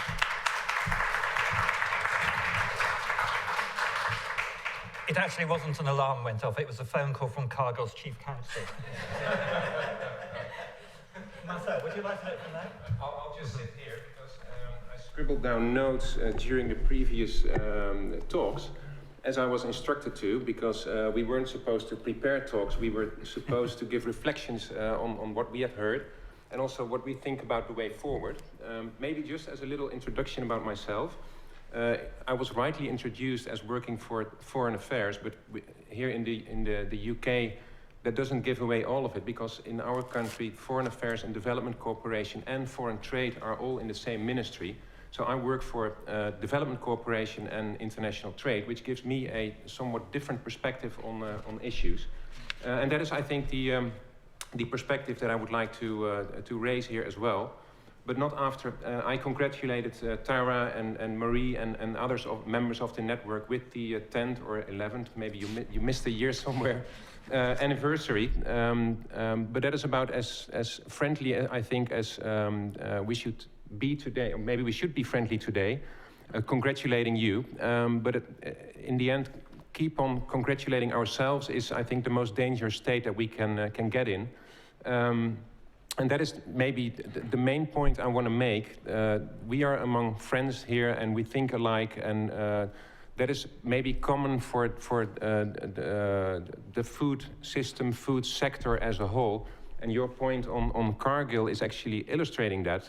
The moment you step out a little bit, you realize there's a whole world out there that maybe thinks differently on issues like these. And I saw that the two presentations before the break and realize that we agree on many of the challenges and on the analysis of what needs to be done. But what is maybe a little bit lacking, and I put that forward as a point of discussion, is where are the solutions? And for a systematic problem, there is no one solution, and I think you framed it as a wicked problem, which for which there is no solution. So that is indeed a hard one to begin with. But perhaps it will help if we start tilting our own way of thinking and our own way of approaching this. And while listening, I had to think of some bigger trends that we nowadays see in society, where hotel chains are being challenged by Airbnb, where taxi drivers and taxi companies do no longer have certainty about their bread and butter because there's this Uber taking over. Normal retail shops are taken over by web shops and things like that. So my point here is we should really take a step back and think completely differently. And going back to my own work, I try to do that every now and then. And a good example of that is that I was invited to the Dutch Design Week just half a year ago. That is a week-long celebration of Dutch design, and that has everything to do with furniture, art, what have you. But there was a session on food, and how can we think and approach all these issues differently. And I learned a lot there. People with a complete different mindset outside of my normal world, and coming up with new ideas and new approaches, ranging from knitted meat, literally, to completely other ways of feeding ourselves and producing our own food, which may hold an answer to many of the questions that we have. Another one struck me yesterday when I saw in the news that a Canadian boy found a Maya city. Some of you may have heard it on the news. Just by looking at the setup, comparing it to some open data on the net by the stars, and he found a Maya city that many scholars and many academics had never found. So that is my recommendation or my point here to you. Open up, put everything you have on the web, like Mars did a few years ago when they had the challenge of a depleting supply of cacao. They said, we see a threat to our whole industry. We can't find a solution. Please, public, you chocolate lovers, help us. And that is, I think, what I would like to put forward here as a point for discussion. How can we tilt the way that we are doing research? How can we, and you made that point eloquently, how can we involve the private sector? Just as a comparison, and I was asked to write on the blog series about that. You have a food and climate research network. In the Netherlands, we came up with a food and business knowledge network, since we think there's a whole truckload full of knowledge in the private sector that is very difficult to tap into. But if you approach the private sector by a common challenge, by shared problems, and of course, in the end, hopefully, shared solutions, and that's my experience, they are very much willing to cooperate and think of, and I'm a policy maker, think of policies that can help us change for the better. Maybe as a last one, I hear the Cargill ringing again.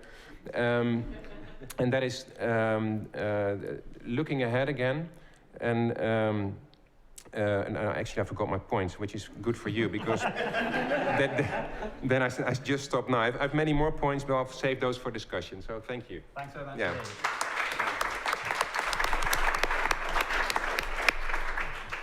Go straight on to Duncan.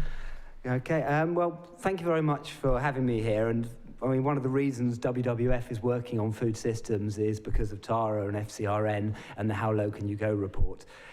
Yeah, they're responsible for what I'm doing, for good or bad, I hate to say.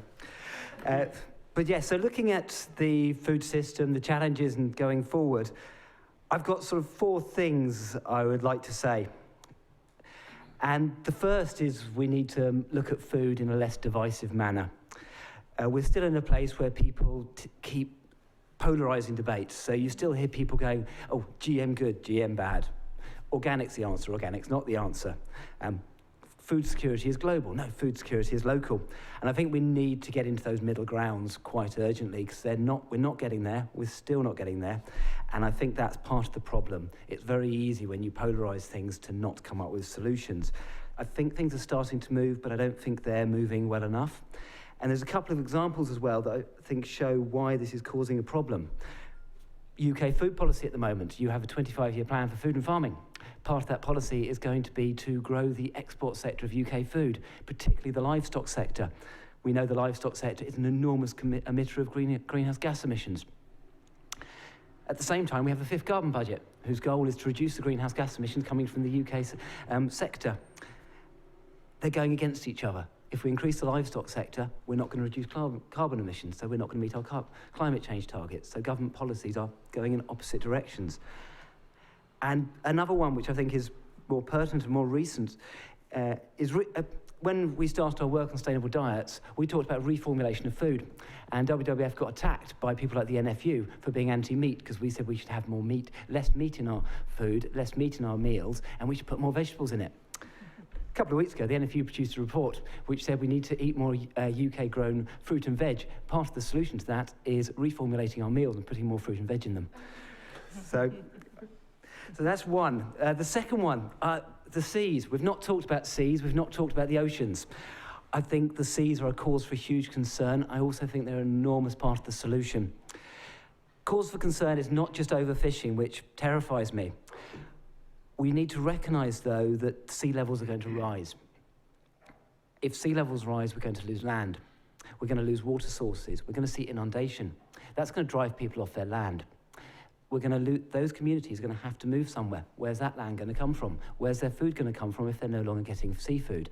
That is a huge concern. We're also going to lose some sources of water. That's not part of the debate, and it really should be, because we should be worried about these communities and how it's going to impact on global food security. And we also need to look at, if we overfish, where are we going to get our protein from? We need protein. People are always talking about protein. They've added protein to Weetabix. It's crazy. And if we're going to overfish, where are we going to get the protein from? Probably from the land. What's the land footprint for that? That is really concerning, because if we're going to keep growing more protein on land, we're going to need more land. If we're going to need more land, where's that going to come from? Probably from nature, so we're going to lose biodiversity. Because every time people versus nature clash, nature loses. But also, we have great solutions.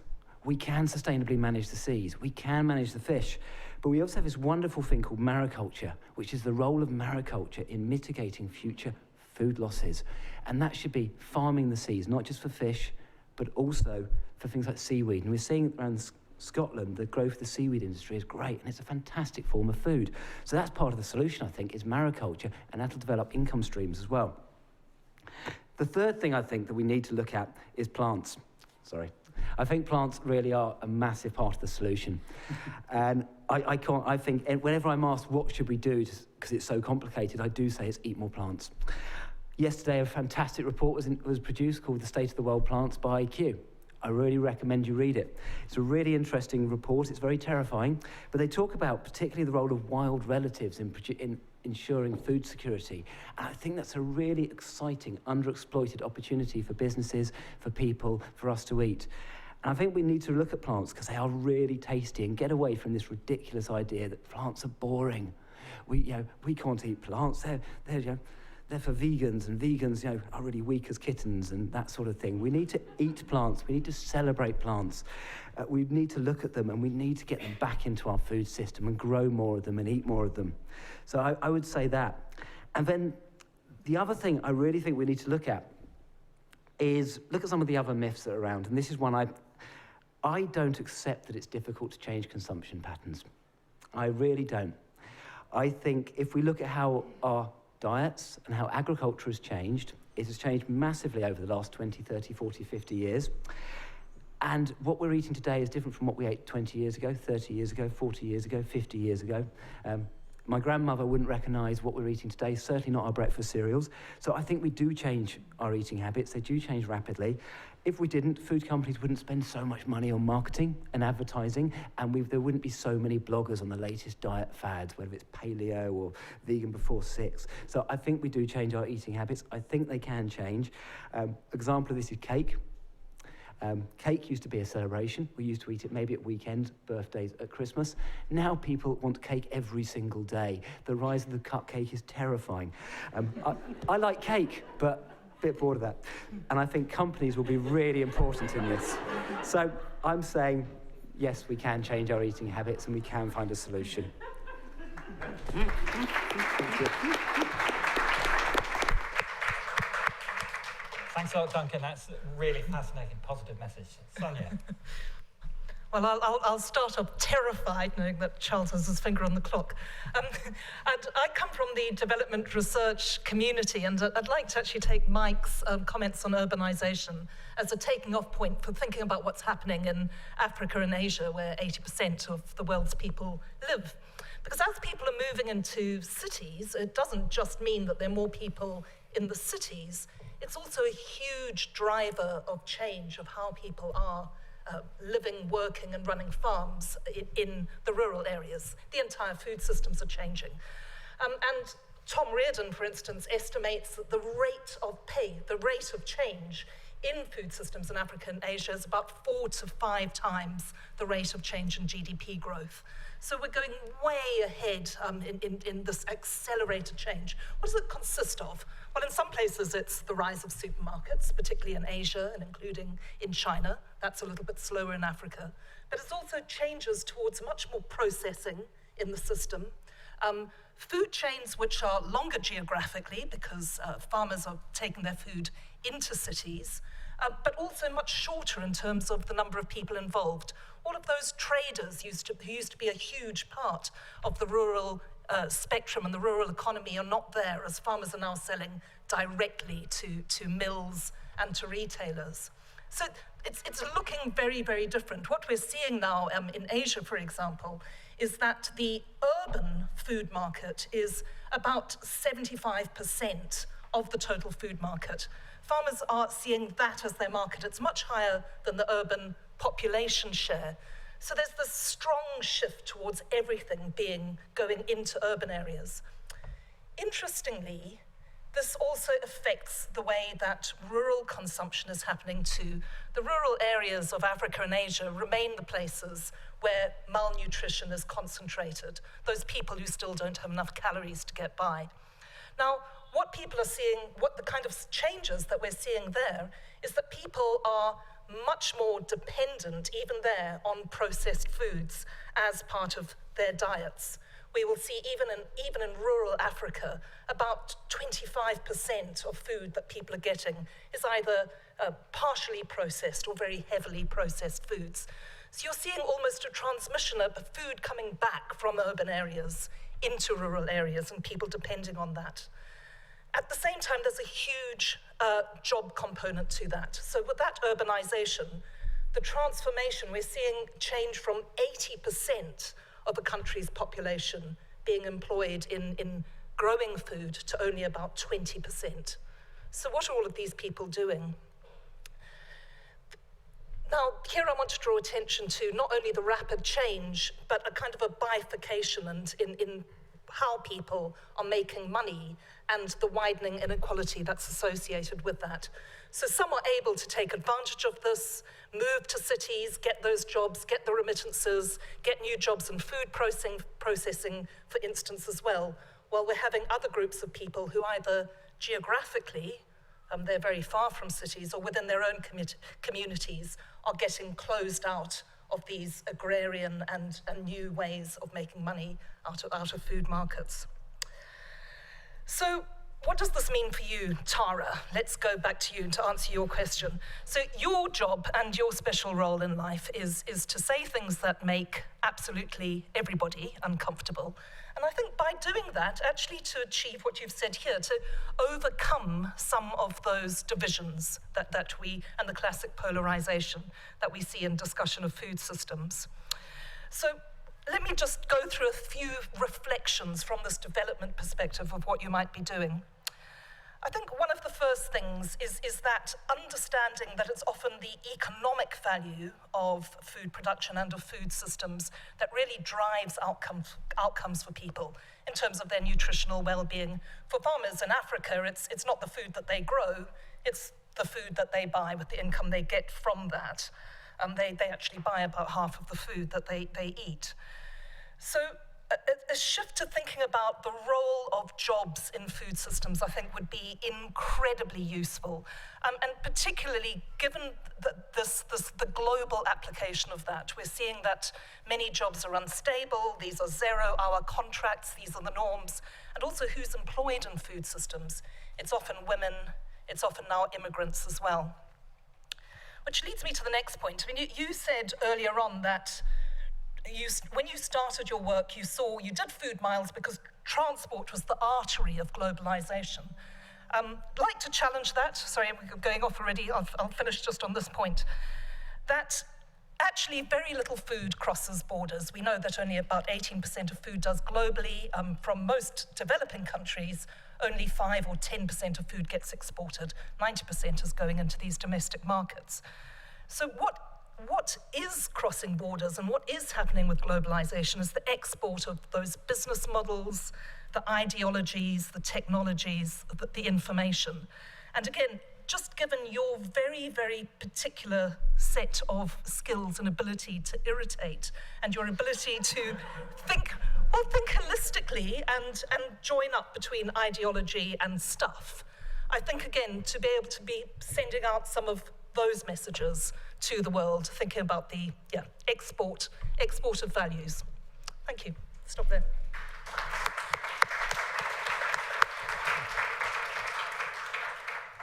Now, I can see Ellen here, and she has appeared miraculously on the screen. Ellen, can you hear me?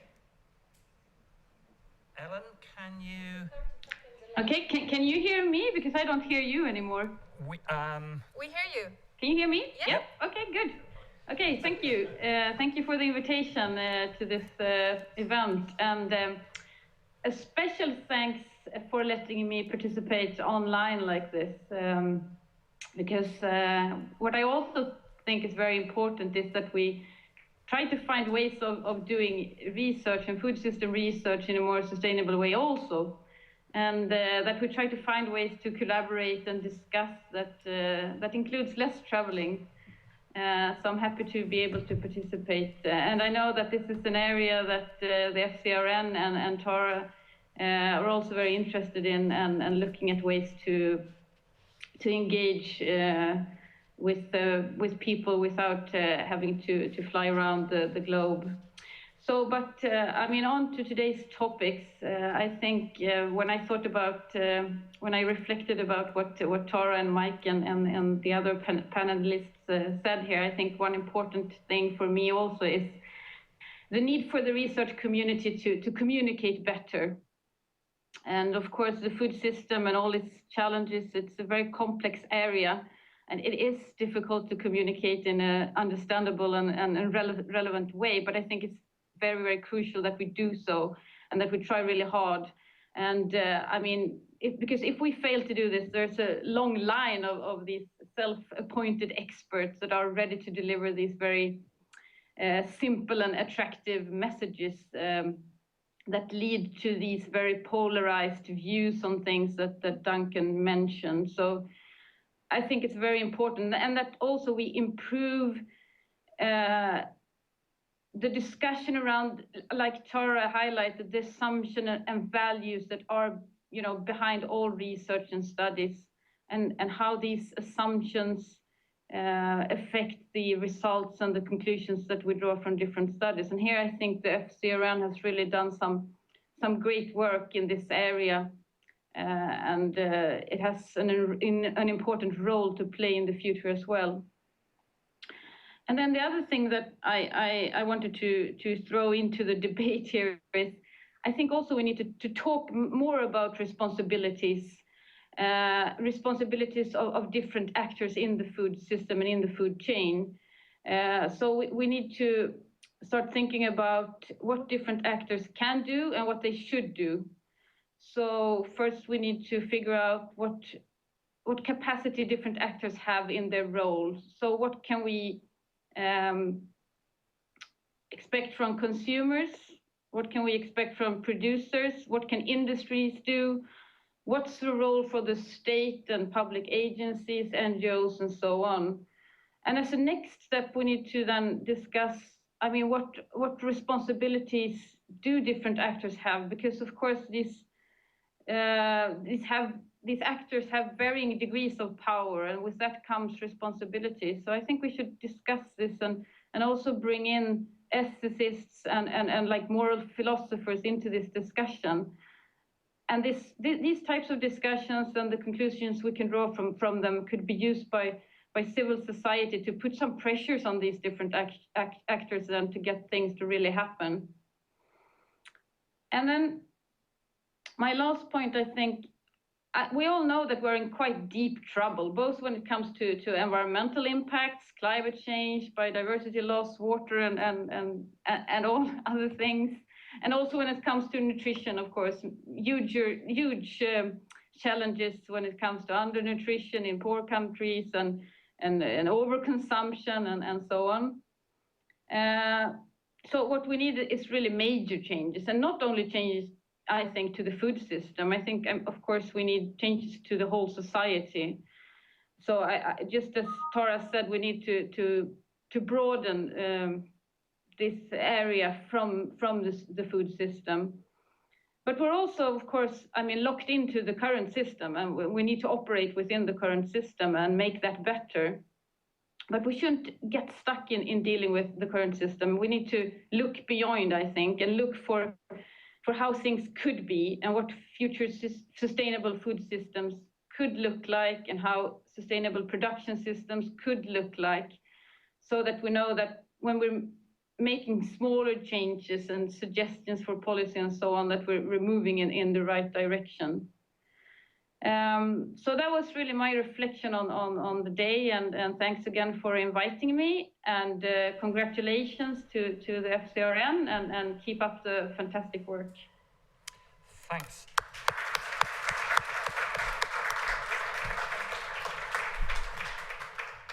That's absolutely miraculous to get the IT working at Oxford, because we normally work on carrier pigeons and things like that. So what we are going to do now is just to ask for questions from the floor about any of the issues that our five fabulous panelists have raised, and also anything that's come up from Tara and Mike's talk earlier on. Who would like to go first? So, one lady there. I've got questions for, is it Marcel from the Netherlands? It's just about two bits of information I read in the Politico daily email on agriculture. One was saying that in the Netherlands you're going to have a food ministry. Is that right? And is that a good model? Is that a way to solve some of our problems by putting them all together politically? And is that something we should advocate? The second thing was about pigs dying. Because farmers can't afford the feed for them, because it's very expensive imported feed. And at Feedback, we've got a lobby or an aspiration to overturn the European ban on feeding catering waste to pigs.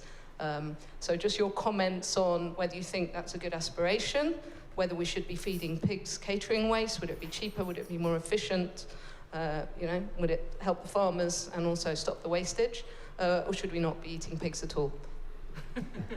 Having been posted to Washington, and I lived there for 4 years, I was a great admirer of Politico, but this time they do have their sources wrong, unless they know more than I know, because there's no talk about there's talk about a food ministry, but that is coming from some sources that argue that should be a good idea.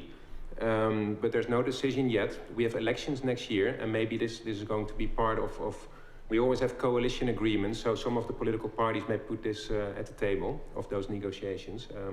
But do you think it's a good idea? I think it could be a good idea, and I refer back to a report, and perhaps Politico did the same, written by the Scientific Council for Government Policy. That's one of the advisory bodies of the government, and they came out with a report last year saying we should change our way of looking at this economic sector, from looking at the agrarian sector or agriculture, and change our lens in this case to food. And that means if you're really following this line of reasoning, that you should indeed come to something like that, like a food ministry, and combining health, agriculture, maybe some environmental or climate issue, energy, so that there are all kinds of elements from other ministries that you could combine, and I think it could work. So it's and then about pigs, that's the other question.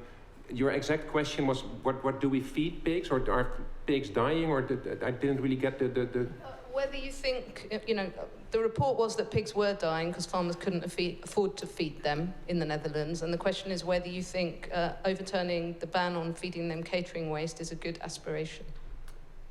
It taps into, I think, the question that you earlier asked on food waste. If you can make waste a resource for something else, I think that's the right way to go.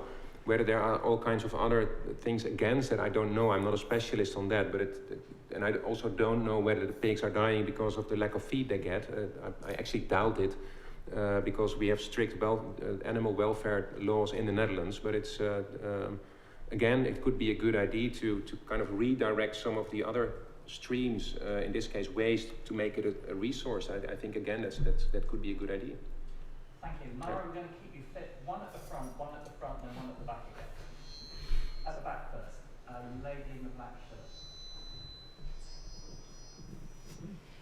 Hello, I'm Hannah Lawrison. I coordinate the Sustainable Food Cities Network, which is a UK network of 44 cities and towns, taking a joined-up approach to creating a more sustainable food system locally. We're currently entering our second 3-year phase of work, and we surveyed the 44 cities in our network about what should be our thematic campaign focus.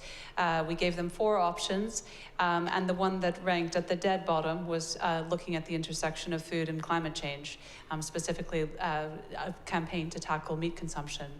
I'm wondering what advice, and I would really take an answer from anyone, including the audience, you might have for these local food partnerships. When we pushed back and asked a little bit more about why this idea of a campaign ranked so low, and really quite a bit lower than the other options that they were looking at, they said that they felt that they couldn't get the political buy-in. So I'm very keen to hear your suggestions on ways that we can encourage these local food partnerships, who absolutely are sympathetic to the issues that we're discussing today, to be really bold and reach out with new thinking and new ideas, to engage particularly public sector bodies, but equally other allies in their communities to take meaningful action.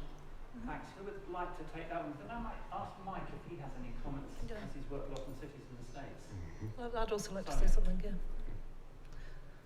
Well, why don't you speak first, Mike? You go first. Okay. I'm just brainstorming and throwing an idea in there. So what also struck me when Tara was talking is that climate change is typically understood in the UK as a mitigation issue, that we need to reduce our environmental footprint. And perhaps you could stir some interest by bringing in the impacts and adaptation side to that. So, for example, telling the story about how climate change is impacting on some of the important foods that people have. And you could start with some of the ones like tea and coffee, where the results are very near term, they're being felt already, and you could already be able to give a narrative on how much prices are going to go up, and also some human interest stories on what's happening to some of the farmers involved. Any other comments from me? Yeah, maybe a short one. I just refer back to the adoption of the Sustainable Development Goals last year. As you all know, in New York, 17 goals were adopted to attack all kinds of development but global challenges. There was one asterisk with those 17, and that was the one with climate. Climate said we need our own conference, and that was Paris. And that, for me, was an illustration of something else. That climate climate people are operating in their own bubble almost, and we need to get them out. And probably we're not going to do it by addressing them, but basically doing what you just referred to is stimulating other movements. And I referred in my remarks to trends that are taking place already, and Airbnb and Uber are examples of that. But I see emerging trends in this case as well, where young people are eating differently. Consumers are asking different questions. And if you can stimulate those trends and make those people in the bubble look obsolete, I think you're getting there. Thank you. Duncan. And I'd just like to sort of echo that, because I recognise people are scared of talking about meat, but we've been doing it for 7 years. We've been attacked for 7 years by some very, very powerful groups. But when you talk to people on a day-to-day basis, when you see what's happening, people aren't scared of it. Increasingly, particularly young people, but people of my generation, people of my parents' generation, recognise meat's an issue. They recognise meat is causing health problems. They recognise the environmental things. It's not as scary as it was, but it's how you message it. It's around moderate meat consumption, not no meat. So we don't advocate vegetarianism. It's about red and white meat, not just demonising one type of meat, and also celebrate the types of meat that you think are actually quite good in the right amounts you eat them. At the same time, it's coming up with the positive messages, and we've found pushing plant-based eating, promoting vegetables, eating a variety of foods has worked wonders. We've worked with chefs, we've worked with sort of communicators, and we're getting quite a bit of ground. And for WWF in our Earth Hour, it's our most significant global campaign, and for the last 3 years the most visited web pages and the most talked about part of our work has been our stuff on sustainable meals and eating less meat as part of that. So if policymakers and councils are scared of it, they're in the minority now. Thank you. Corinna, did you want to comment on this at all? I'll say something later. Mike. Well, I don't know if this is helpful or not, but a parallel theme for us. So in Michigan, my first 10 years in Michigan, the state had a deficit of about $1 billion every year because the auto industry collapsed.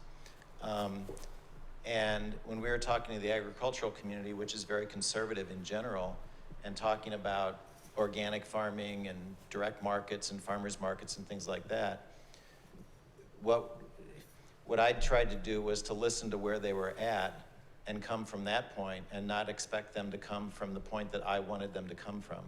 So in my conversations with them, I never talked about environmental benefits or supply chain distances or anything like that. I talked about market opportunities and income for farmers.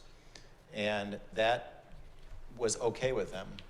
And so I don't know if it helps or not, but it may be that that's not where people are at right now, but there's probably correlated things in the community that people would be at that could then draw them along. And so one of the things to think about is don't try to take people where they're not, but maybe try to take people where they are and see how that can move them into where you think they ought to be. Thanks very much.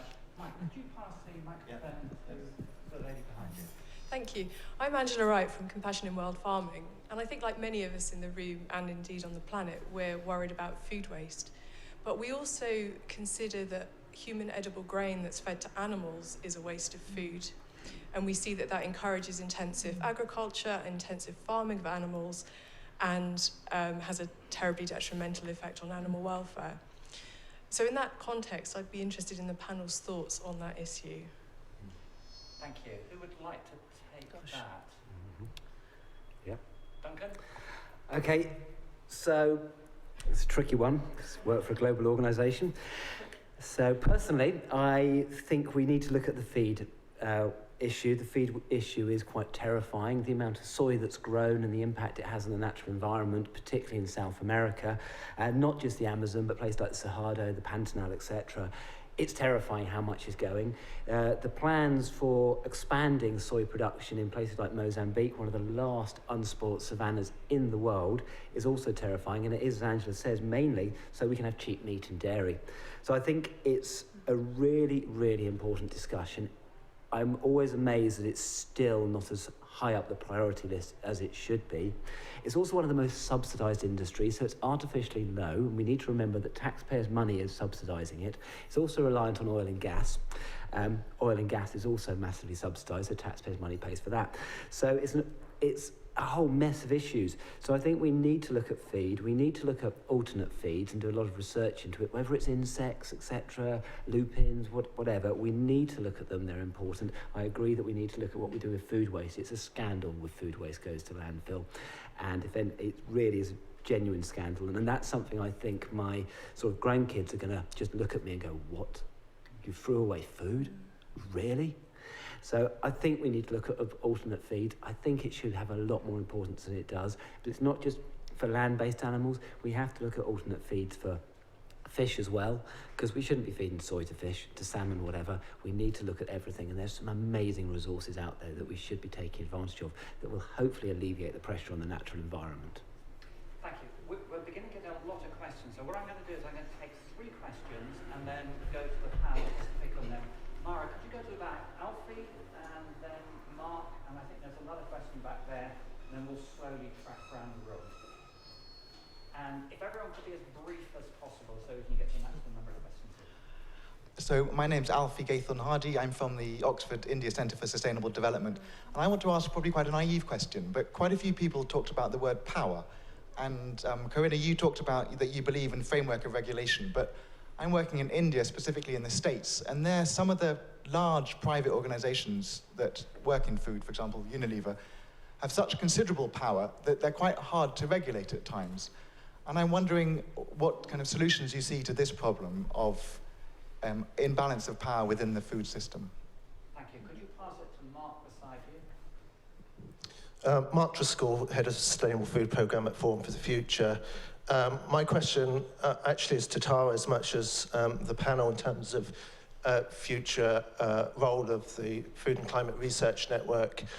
I think there's a big action research gap. There is a lot of existing research out there from academia, but sometimes it's really difficult to interpret in a way that's meaningful for businesses, for consumer groups, for other NGOs. And there's a bit of a danger of analysis, paralysis by analysis. One of my questions is, how can the Food and Climate Research Network facilitate better collaborations between the research community and the private sector?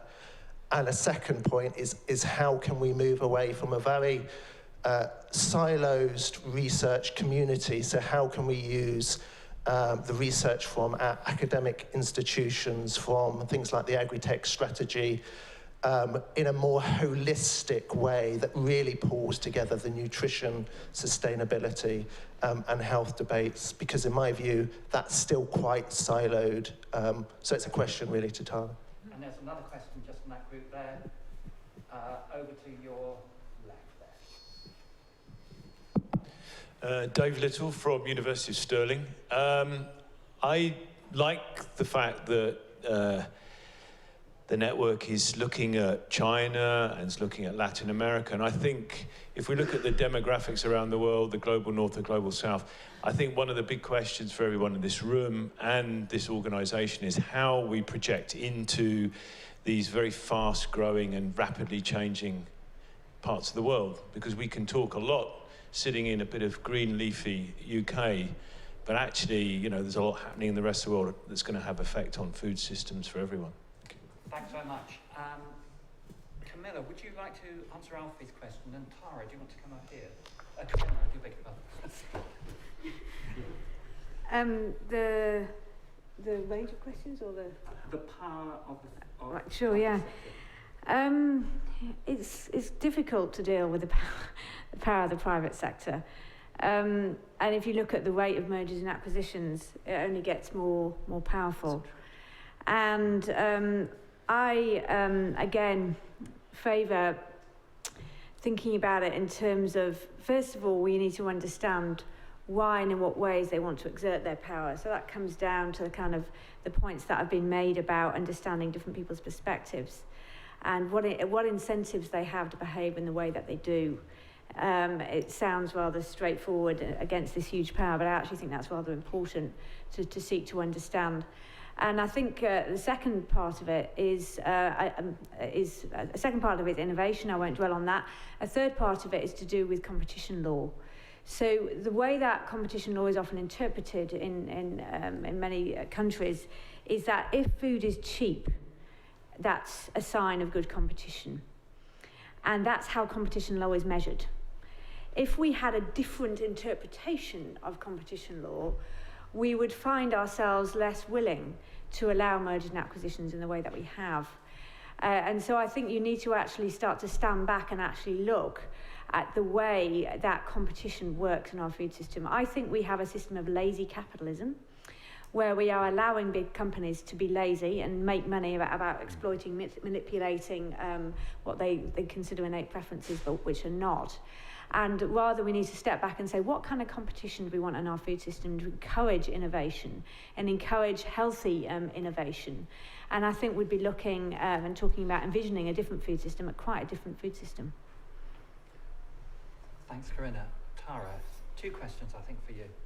So the first one was from Mark, and it was about research, business, interactions, collaborations, and so forth. And I think that's a difficult one, and we've talked about this before anyway. I think one of the problems is that business want answers to the questions that they define, and the questions that they define are those that are to do with profit and short-term thinking, whereas sometimes they need to be asking questions that they haven't yet thought about, but that don't immediately make them money, and therefore they don't formulate them. And at the same time, the research community is discussing and thinking about things that business might consider to be very arcane or abstract. So there's a kind of language and timescale barrier, firstly. And I think the second thing is that within the research community, this relationship between, the metrics of success are not skewed in favour of actually having any effect whatsoever on the real world. And that's a real problem, that it's all about your impact factor for a journal rather than how much you actually change things, and whether that's influencing civil society activities or changing the way businesses do business is a question. Plus there's also legitimate, I think, concerns by some academics about working for business and somehow having their research findings skewed or compromised. So I think there's that to think about as well. But ultimately, there needs to be a way in which businesses can engage with researchers so that they can start to have their perspectives on the questions they ought to be asking and the challenges they ought to be addressing, having all those things expanded. And researchers need to find a way of being incentivized to communicate what they think about, plus also think about research questions that are pertinent to the real world. So a mechanism for that needs to be more openly established, and maybe that's something that the Food Climate Research Network can think about doing in collaboration with others who are also struggling in this area. If I can just interject a rather parochial thing here. So the academic world responds to incentives, and one of the incentives is the impact agenda. The impact agenda at the moment isn't really well designed to produce what Tara has just called about. There are many people from civil society here. You should be lobbying the Stern Review about how we're going to be incentivized in the academic world in the next 10 years to say exactly what type of information that would be useful. And so there is a window of opportunity now to change the incentives for the research community. Tara, did you want to address Dave Little's? Yes. So there's the kind of the what about China, the what about India, the what about Brazil, and everywhere else question, and how you move away from leafy Oxford to try and engage in all these issues. And I think Mike and Sonia have talked about this as well. I think it's this question, and again Sonia's touched upon it, this idea that we need not just technological leapfrogging, but also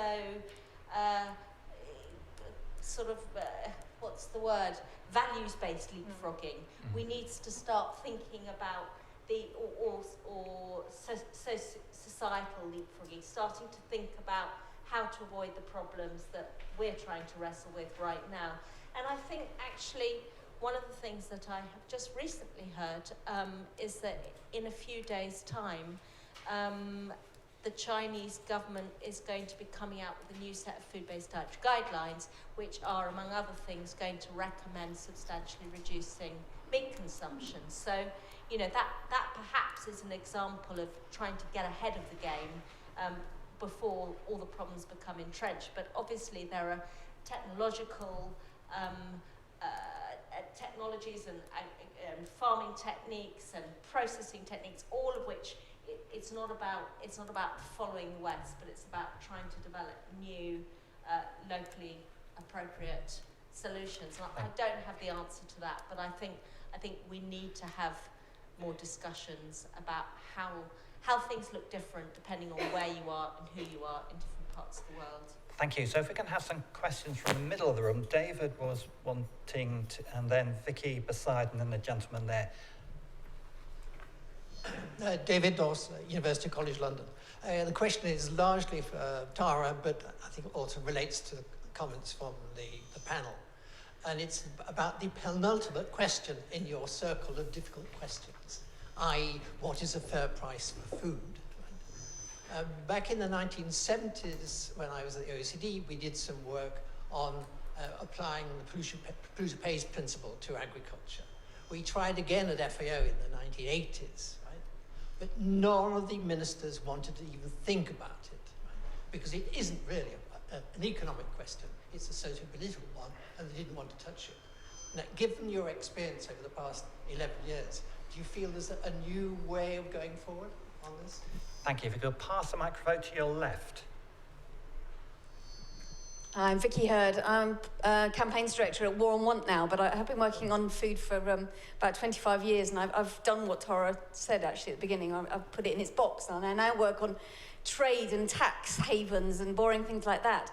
But I do know that politics is at the heart of a lot of what actually is decided in terms of things, as Karina was talking about. And I'd like to ask all the members of the panel, if I can get from them, which change they would like to see in governance, be it national or international, they think will make the biggest difference in the next 5-10 years when we meet again, because Tara's done 22 years or whatever. If she's still here after 22 years, what will we have seen a change in governance, specifically the politics and governance of food? Excellent. And then the gentleman here with the blue top. Hi, I'm Thomas. I just finished a degree in climate change management at Birkbeck, where I had the pleasure to interview Tara and Vicky as well. My question is more about the systemic changes that are needing to be made, that Marcel touched upon, and Corina as well, with lazy capitalism. It's a big question. I'm going to try to narrow it down as best as I can. I just spent 4 months in Brazil immediately after I finished at Birkbeck, which is in some regards the ground zero for climate change with what's happening with the deforestation there. And coming back, I came across something called the Green Bonds Investment based in the city that have very close ties with the United Nations framework on climate change. And they are now trying to move big amounts of capital from the traditional financial markets into green bonds, but on a very large scale, because they don't believe that politicians are able to implement the necessary changes fast enough. And I just wondered if you had any kind of opinions on Thanks this very approach. much. Tara, do you want to answer David's question first? So, the what is a fair price for food and the polluter pays question. I mean, I think the question has so many different dimensions that I think it's impossible to answer that particular aspect of the question in isolation. So, firstly, yes, I think there needs to be a mechanism through which the environmental costs of food production are encapsulated, incorporated in the end price of the product. But I mean, I think one of the questions is which environmental aspects are we talking about and how do we measure them? Because usually the simpler the metric, the cruder it is, or the easier it is to measure, the kind of less meaningful it is.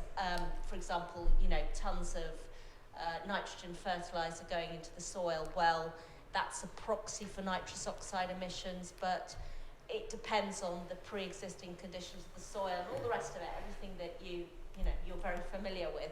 And then what happens to the end price of the food, and what is that balance between production costs and consumption costs? So going back to what Sonia was saying, in some parts of the world, people are net producers of food, but increasingly in many parts of the world, they're net consumers of food. So high food prices might be good for producers, and if they're poor producers, that's good. But if they're also buying large chunks of their food, then that's a problem. Whenever I talk to Charles about the fair price for food, so if you go and sit in NGO circles, they'll say, food is too cheap, we need to make it more expensive, and the more expensive you make food, the less they'll be able to spend on other things that use energy and so on and so forth. If you go and talk to the international development community, they'll say cheap food is good when people are spending 70% of their household income on food, which means they can't afford to pay for healthcare, education and so forth. I go and talk to Charles, and Charles says, but the more expensive food is, the more governments will be worried about a revolution or a riot, the more there'll be erosion of regulations and land controls, and it could be a biodiversity Armageddon. So all depends on what happens about your assumptions about the governance framework, and then there's the political legitimacy. I just don't know the answer to this. Tara, I'm going to stop you there, I think. Okay. It's always slightly scary when I talk to Charles. So I'm going to ask so Vicky's great question about, on the political economy, what would you like to see most? I'm going to ask each of the panel in turn, and at the same time, if you want to say anything about Thomas's question on green bonds. Sonia, what would you go for first?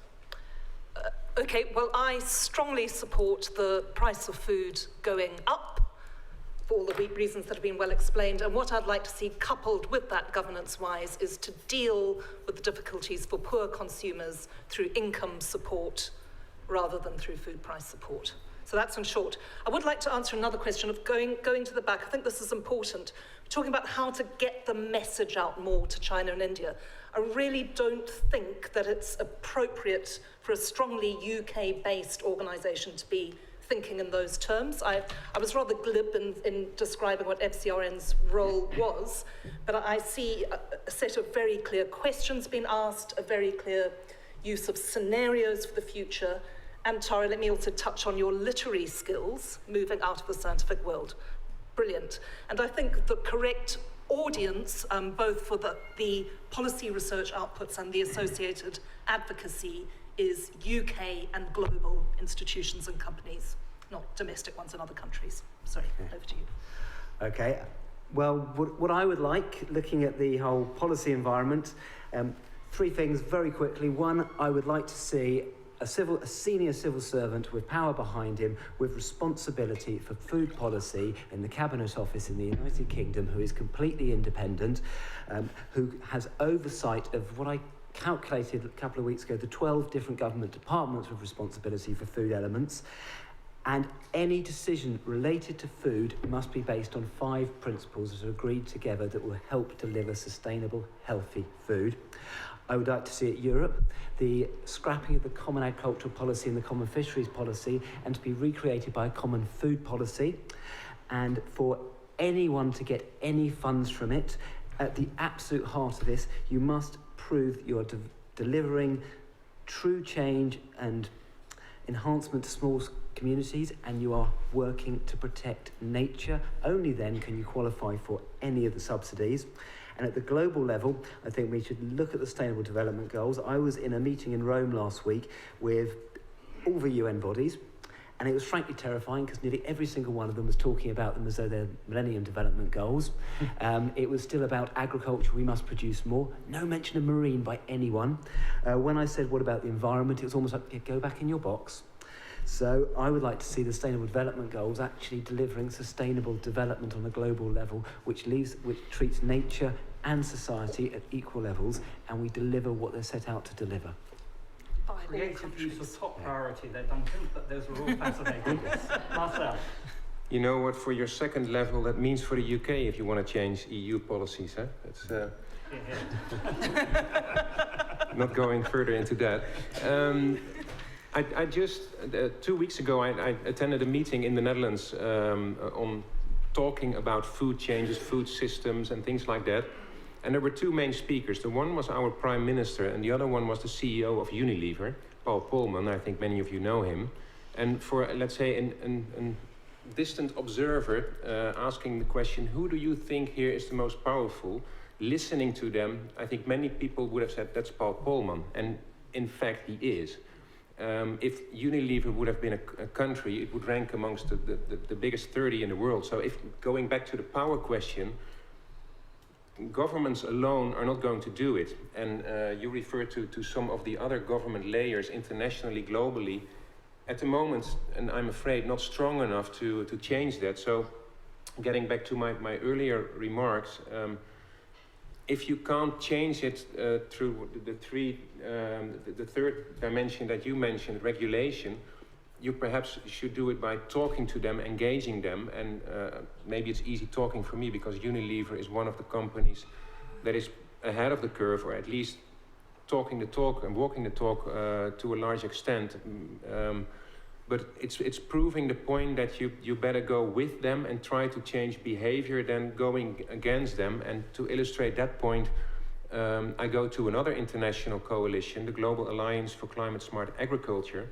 You can have many thoughts about that, and I know many of you have, about its effectiveness and the need for it, but interestingly enough, many NGOs say, we don't want to be involved because McDonald's is in there. And that's an interesting one, because McDonald's is controlling 2% of global meat production. So if you want to make significant changes there, you better start influencing McDonald's. So that's just maybe a little point to prove my bigger point is engage, because from the outside trying to regulate, they just jump to another country and open up a new letterbox there. So that's maybe a bit cynical, but I think also realistic. Thanks, Marcel. Corinna. Well, I think it comes back to the fact that food is a lived experience, and we have to remember that. I have to confess that in some of these discussions, I get a little lost. You know, we're talking about these big issues, the price of food, for example. For my question is, what is the right price of food for people in a community? And we start there to try and answer that question, as opposed to abstracting and asking these big questions about meat and prices. I don't want to show disrespect to these extremely important questions, but they're too abstract. We just have to remember that food is a lived experience, and we have to start there. And it comes back to the people-centered nature of it. And the other point we need to remember is this point about connections. So we've heard a lot about meat this afternoon. I mean, one of the reasons that we have feed that feeds meat is because we have alcohol. A huge byproduct of alcohol production is feed for animals. So we talk about reducing food waste. Well, actually, the big industry is doing quite a good job of reducing food waste by reducing alcohol waste to animals. It's also producing trans fats and soybean oil, and soybean is an outcome of that and is fed for animals. So I think there's lots of examples of how we need to make these connections by going to people and saying, well, why are they eating this much meat? And then going back and asking these big questions about meat. So what does that mean for politics? Well, I have lots of points about national food policies and food committees and global governance that I can talk about. But at the end of the day, what I would like to see, if what is my vision about what change I would like to see every single politician in the world go through our course in food policy at City University London. Because I just really believe that, you know, and I would not have said this 5 years ago. That's because you worked at a different university. I didn't. No. This is one of the reasons why I took my first job in a university, my first full-time job in a university, is because I truly believe that we need to have, we need to open minds, and so people can better understand the connected nature of things. Well, passing over that very shameless plug there. We've also been getting lots of comments from a big online audience by the web and carrier pigeons and things like that, which I won't go through, and we'll feed them into Tara, but really interesting things about what the FCRN can do on digitisation, helping build resilience, reducing waste throughout the value chain, and lots of comments about information transfer and things, so hopefully you'll find that very useful. So we are going to, sorry to say, finish the panel discussion now. Please join me in having a round of applause for all five of our speakers.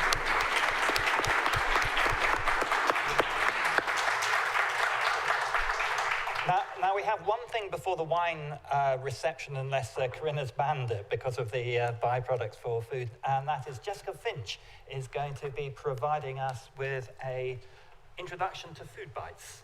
So if you guys would like to return to your seats.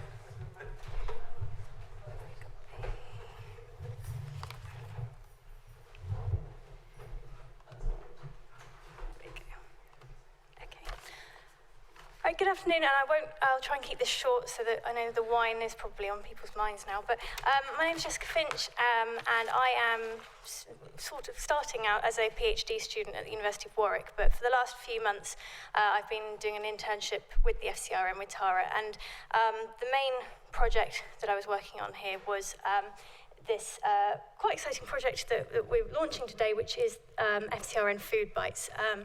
Which is a website, an online learning resource that is meant to provide a starting point and a platform, a research-based platform for anyone who is working within food sustainability, whether that's through research, policy, civil society, or industry. And perhaps also this may be a useful resource, a starting point that is available for students, that is somewhat less terrifying than perhaps just the vast wealth of information and complexity that we've seen today, that we've heard a lot today about the huge complexity that is out there. And it can be quite daunting, as someone who's only recently come into this myself, that it can be a daunting field to enter because there are so many aspects. And we've tried to provide this resource, produce this resource which brings everything together that we've been discussing today, and it can provide, as I said, a starting point.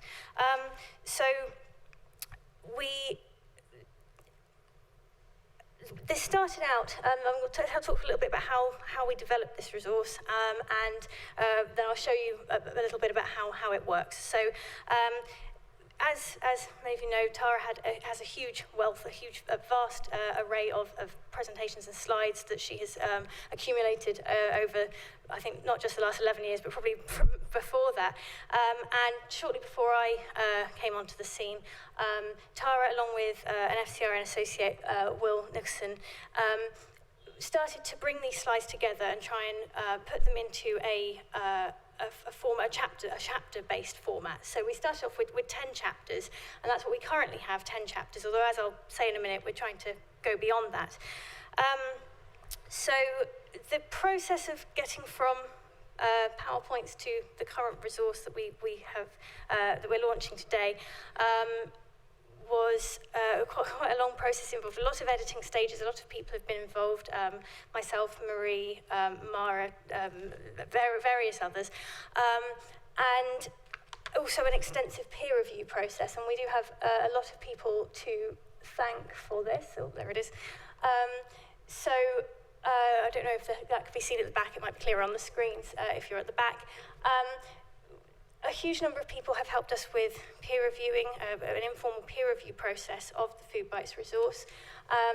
And this includes a number of people who have also provided large chunks of several of the chapters, who've added content.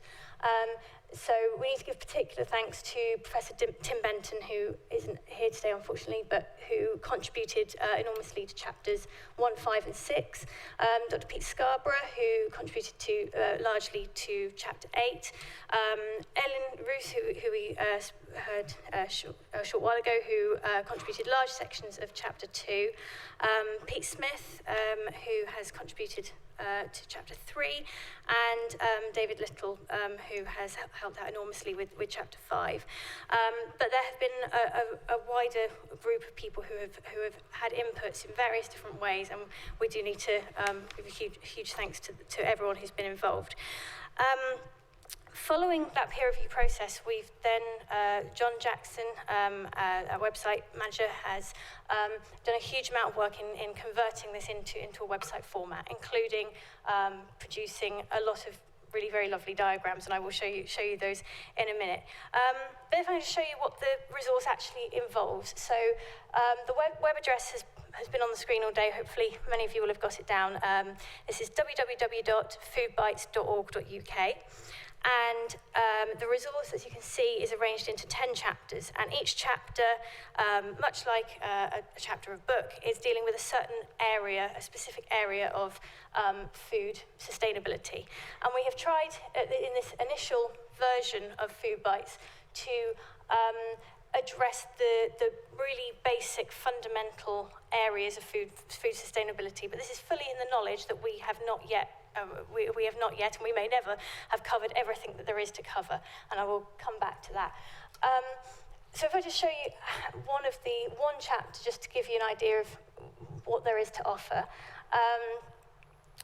Each chapter starts with a chapter overview and is divided into a number of sections. And our vision for this website is that you can use it however suits you. We have a numbering system that allows you to move through it linearly. So someone, for example, like myself, a student just entering this field, can work through it and get a general overview from chapter 1 through to chapter 10. Or if you are already fairly well versed in these areas but know that there is something specific you want to find out more about, you can go to that specific area of the website. So from any chapter or any chapter page, you can access any other chapter or chapter page through this sidebar, for example. But within the chapters, you can navigate as so.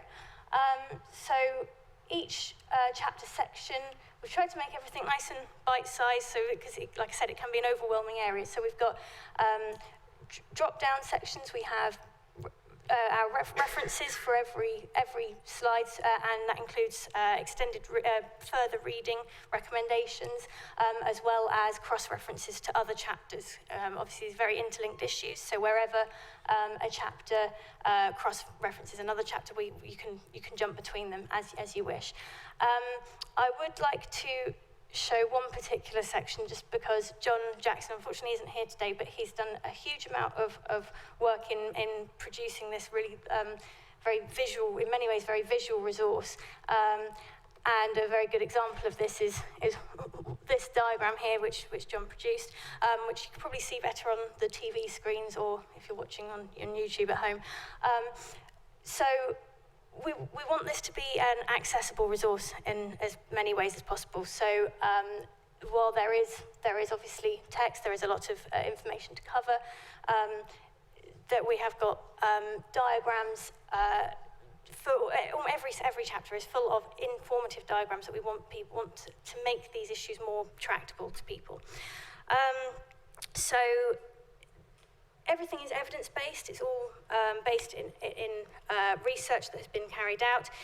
We're not trying to push any particular agenda. It's very much in the same spirit as the FCRN in general. It's agenda-free. We're just trying to be a knowledge broker here. We're just trying to provide this knowledge in an accessible way. So I won't sort of go any more through the website, but please do take a look at it. We would very much like to have feedback on this website from you. We want this to be an evolving resource. At the moment, this is the first version, in effect, of Foodbytes, and we would like this to expand and develop over time as needs arrive. And we also want it to become a more collaboratively sort of owned resource, a collaborative resource. So we are aware that we have not covered everything. We couldn't possibly have done this. Already is the product of over 400 slides and accompanying notes. So there is still far more information out there. So we would welcome any feedback on current areas that are given some coverage but that you would like to see expanded, or whole new chapters that you think would be important. So, for example, at present we do touch on aquaculture, but we know that could very easily be its own whole chapter, aquaculture, maybe mariculture, as has been mentioned today. Globalization and trade, the food environment, food waste, that has come up a number of times today. We know that is a big area, and it is touched on it, we haven't ignored it, but we would like to see more there. So we welcome feedback on any aspect of that, as well as any aspects of the usability or functionality of the website. If, you know, is there anything we've all been looking at it so much that we may not know if there is something that doesn't quite work for a user. So we would very much like to hear feedback, and the information for providing feedback is in this section that was at the top here. So it's emailing Marie mainly. As well as feedback, we're also very interested in any discussions about collaboration or further funding. Anyone who would like to be involved in Foodbytes, please do get in touch. I think that's the main thing. That's Foodbytes. So thank you.